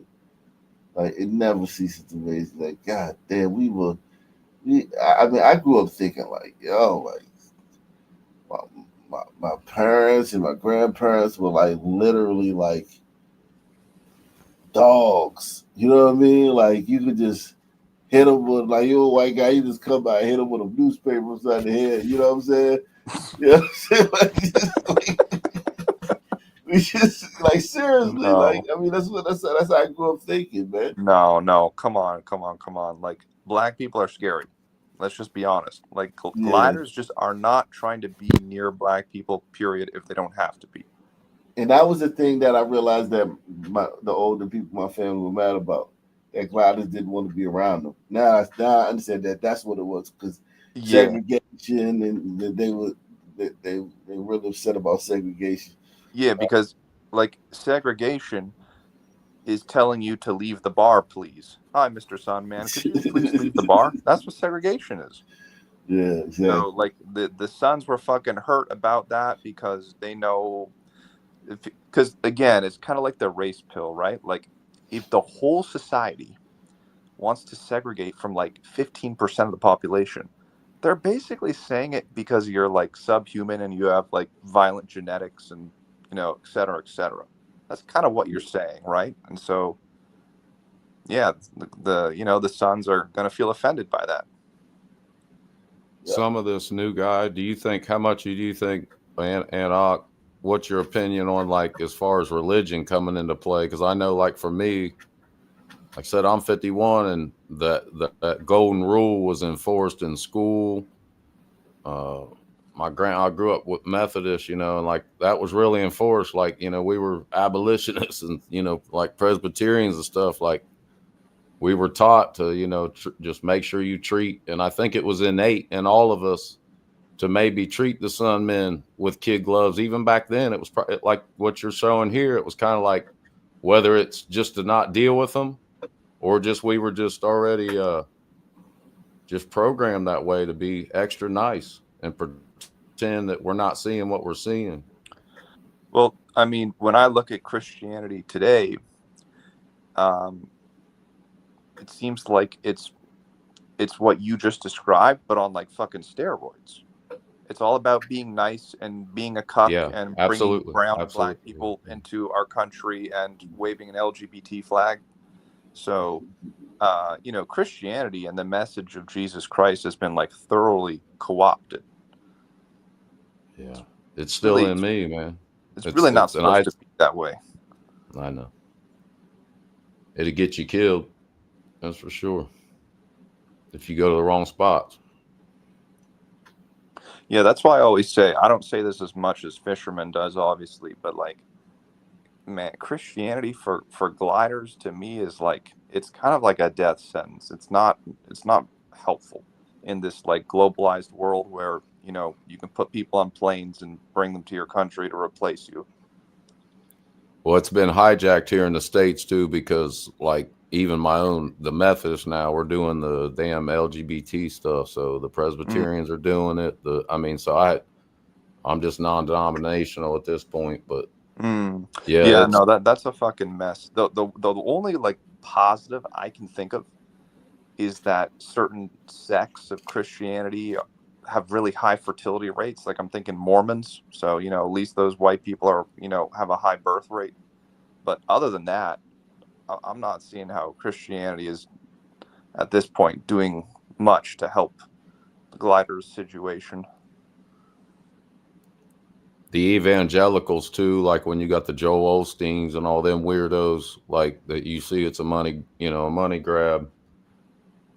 There's those people scare me. If those people, I don't want to be aligned with those people in the end. You see what I'm saying? Like, I don't want to move forward with people that can be easily controlled by Joel Osteen enough to give 10% of their money, especially out in Joe Biden's economy, to keep giving to something like that. You know what I mean? That's a scary thought that, you know, and it's everybody. He gets everybody down there in Texas, but like, it's just scary to think that these gliders that are like CEOs and smart people, you know, engineers and so on, and yeah, it's just mind-boggling that they can put that much money into, you know, a snake oil salesman like that.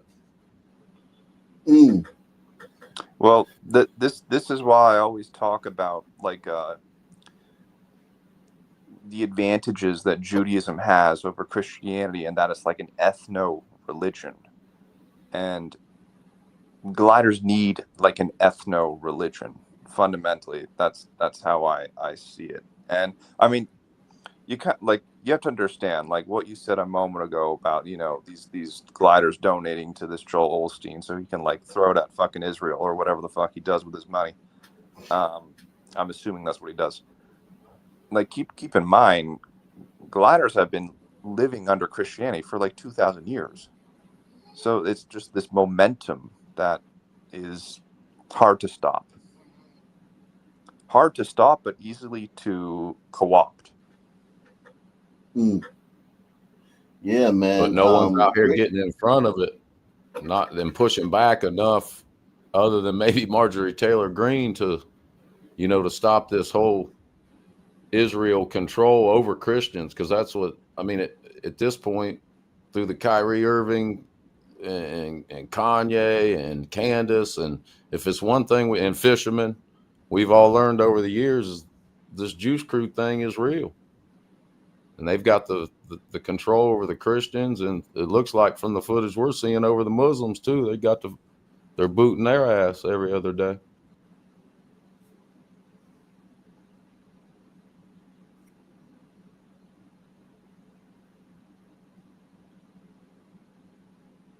Well, like, are you okay? So Outlaw. So okay, so you're a glider, obviously. Yeah. Are you saying that it would be better for gliders to have a Christianity that wasn't so co-opted, or do you think it would be better if gliders had just their own ethnic religion? We here as Americans and like all of this side of the hemisphere, we got to get our own thing going on, and whether it's through Jesus or just being good people. I mean, that's my belief. Like I said, bro, I'm a musician at heart. So, you know what I mean? I don't want to see the world. I like having different people around. I really do. But obviously it's turned on its, on its head and went, the scales. We've got one group of people that are setting the bar for everyone else's happy.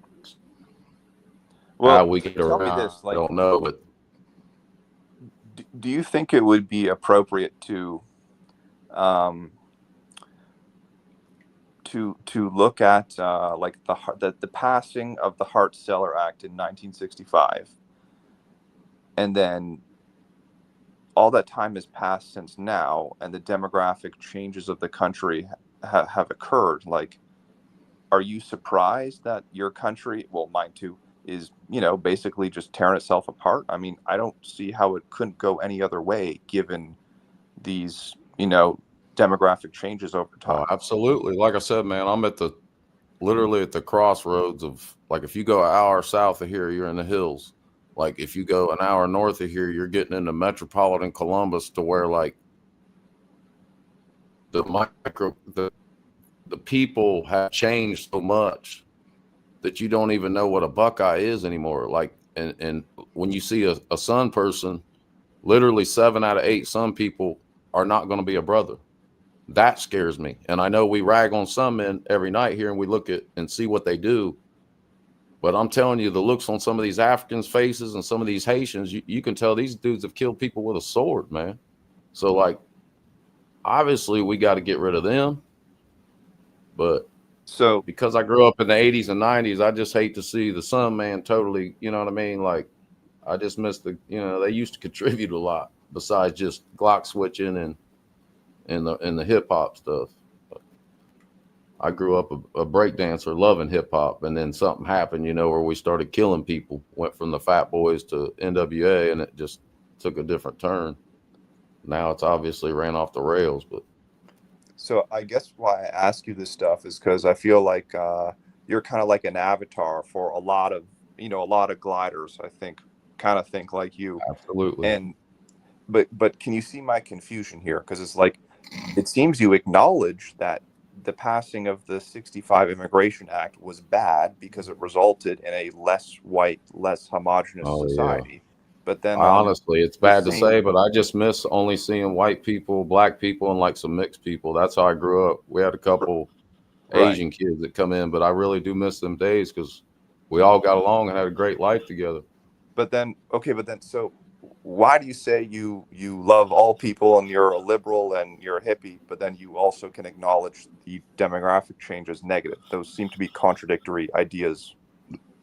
Well, what I mean by that is, I'm saying, like, I would love to see, like, the Asian people exist in their country. I would like to see, like, say if Haiti could be more like Dominica, you know what I mean? And maybe, Dominica, they just, mixed in with the Spanish, with their masters, and the French, the Haitians killed theirs and fought them. So that's what they get, I guess. But it would be nice to see these people go back to their countries, because I know a lot of them really don't want to be here.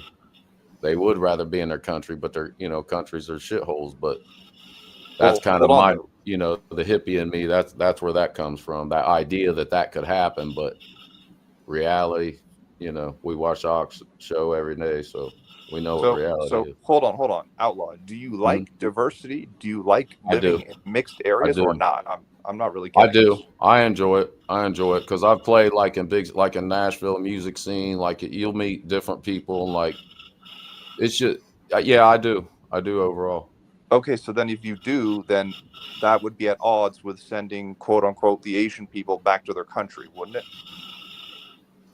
Well, it is to a degree. Maybe I should back it up. This influx, the invasion, obviously that's gotten out of control. I mean, I work all over the place in the country, and parts of Detroit look like, Afghanistan or, Iran, and, Minneapolis now looks like Somalia. And, it's just, it's even when I told you the other night, I went up to Canada to Niagara Falls, and it was like being in India. And, Yeah, it's like fucking gross. It was just eye opening. Yeah, I just miss, I guess, the old days. But do I want to live in a total glider area? When I was saying white trash, like I said, what I mean, I got gliders broke up into 3 whole categories now at this point. There's subcultures of every group at this point, and like there's 30 to 42% of gliders. I would love to see their DNA wiped. They got blue hair, 18 tattoos. They spend their money on tattoos and nose rings, and they don't have cars, and they're in their late 20s and mid 30s, and they don't have a vehicle. There's white boys out here with backpacks and fentanyl in their pocket. It's bad, man. Yeah. So, I mean, here's kind of my reply to that. Like, I will say this: it's very, very fucking frustrating to have such a large portion of gliders that kind of think the way you are, because it seems that you acknowledge that the demographics changing are a problem, yet you're kind of but you don't want to commit to white nationalism. You're kind of like on the fence. No, and it's not just at like, all. I never can do that. It's not in me, man. It's just not in me. I don't think we're that great. That's the problem. Like I said, now I know there's 30% of white people are exceptional, and thank God we got them. We need those rich white guys with motivation and that education and with technology taking over. We need those guys. We have to have, but we have to have the Asians too, and some of the Indians to be able to obtain this. Because it's just those fucking Asians, man. They're so goddamn smart when it comes to mathematics and stuff like that. I worked with. If that's the case, why didn't they invent anything? That is true. In the modern era, you're right. No, in the area, all areas, basically, period, for the most part. Well, they've been great copiers, like China. Japan was the original copier of modernization. They did it very quickly, though. Like, you got to give them credit for that. When you talk about these Asians and Indians, it's almost like another version of quote unquote the blacks, built this country. It kind of sounds like that's what you're saying. Yeah, I know that it makes any sense. That's silly. Like I said, the other night, I will defend, just from living in the South and knowing, like, in the South, they built a lot of stuff because they were, maybe forced to or whatever. But like here in the Midwest, they didn't really get here until, like 1920s, 30s, they steel jobs and, stuff like that. Like this the way I see it is the Hart-Celler Act passed in 1965 and America put a man on the moon in 1968. That seems to mean that we don't need any other group of people here, period. Well, I do believe in that. There's no problem. Like the Amish out here, we got them, and a lot of them have moved in the last 20 years, bought a lot of property, and they come from different areas, so that they're, so they don't, inbreed, basically. So they'll come from Kentucky, or they'll come from, even as far as Wisconsin, come down here, and they seem to have their own businesses in every facet that you need to survive, whether it be solar, wind, generators, from building materials, from, cutting the tree down to the finished product. So when you look at their society, it is kind of, you can say, hey, a big part of the gliders could do this without everybody. We'll give you that. I see it in action. But for them to do it, they have to be so adherent to their version of Christianity that, to the average person, including myself, it's not that serious to be that devoted to me, to the church, but, it seems to work for them. I'll say that. Outlaw, wouldn't the influx of third worlders from all these shithole countries be like proof that a homogenous white society is better because everyone wants to invade it?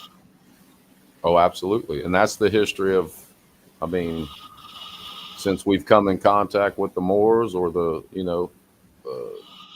Asians or the once the glider reached the Silk Road and they knew that's the first place they came looking to back to the Byzantines and everything that was going on. I mean, there was such a modern.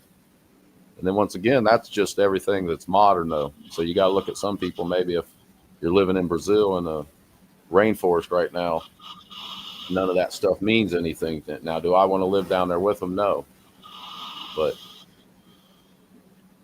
I don't know. It's just perspectives, I guess.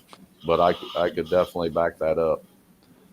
And also, like you made a comment, I can't commit to white nationalism because I don't think we're that great, and all that.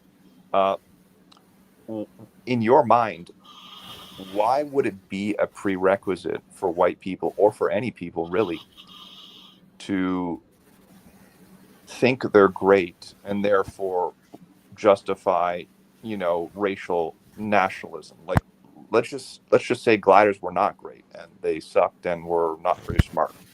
Why would that make them exempt from justifying racial nationalism? It just seems like a normal thing, and every other non-Western country is engaged in keeping their demographic majority. So why shouldn't white people, regardless if we're great or not? I'm not thinking about greatness. I'm thinking about like my fucking future grandchildren, like having a place to live. Absolutely. And not being raped and Anybody that killed has children should be concerned about it. I agree. Yeah, and that's why, like I said, that's what's drawing me to Ox show was, like I said, I voted for Barack the first time on that hope and change ridiculousness, and then I got a gay dude. You know what I mean? So it was like, what did you think he was going to do in your mind? My hero. Well, at that, I didn't understand the subversion at the time. My mom was trying to explain to me. I grew up a huge Ronald Reagan fan, and I hate George Bush. I voted for Perot, if that tells you anything. Never voted for Clinton. Couldn't stand him. Couldn't stand George, any of the Bushes, any John McCain, any of that. I can't stand any of those people. They all hated Reagan. They're all part of the co-op. So, but Barack, I thought, hey, here's this guy. You know what I mean? He's got a jump shot. He likes to surf. He's mixed. My kid's mixed. This feels right. I hate John McCain. But then you just seen it was a complete. I'll never vote for anybody because of color. I did it one time and I learned my lesson there. What would you say to somebody who is white and kind of says, like, you know what, I don't really care about Barack Obama's policy, but what I do care about is the skin color of the president I'm going to elect? What would your reaction be if I say something like, look, I just kind of acknowledge that different races of people have You're their own... racist in the town square. You're kicked out of the town square. You can't say something like that. What if we had a real brother, though? What if we had like a Judge Joe Brown? Like, what if we had a real brother, though? Yeah, but it's not gonna. He has nothing to lose. We're talking about people with something to lose. Judge Joe Brown, like no one with anything to lose could say that. Sure, but hypothetically, do you Outlaw? Tell me this: do you think this is like kind of an immoral way to think? To just go, I do. Different races of people have in-group affinity, and therefore it makes it completely illegitimate for me to vote for someone who's not white, because I know fundamentally they don't really give a fuck about me. I'm just kind of an alien to them. In modern times, I'll probably agree with you. In modern times, when has it ever not been that way in the history of the world? Well, I could just see at one point thinking that black people thought they were American before they thought they were African American. So I could see, like I said, like if a Ben Carson or just, I'm just throwing these names out here, but I'm just saying that type of character, a conservative black man, you know what I mean? Like something like that. I still wouldn't, to this day, I would probably vote for the right black man. without any problem. Great show, guys, man. But Salute, man. Great show. Yeah.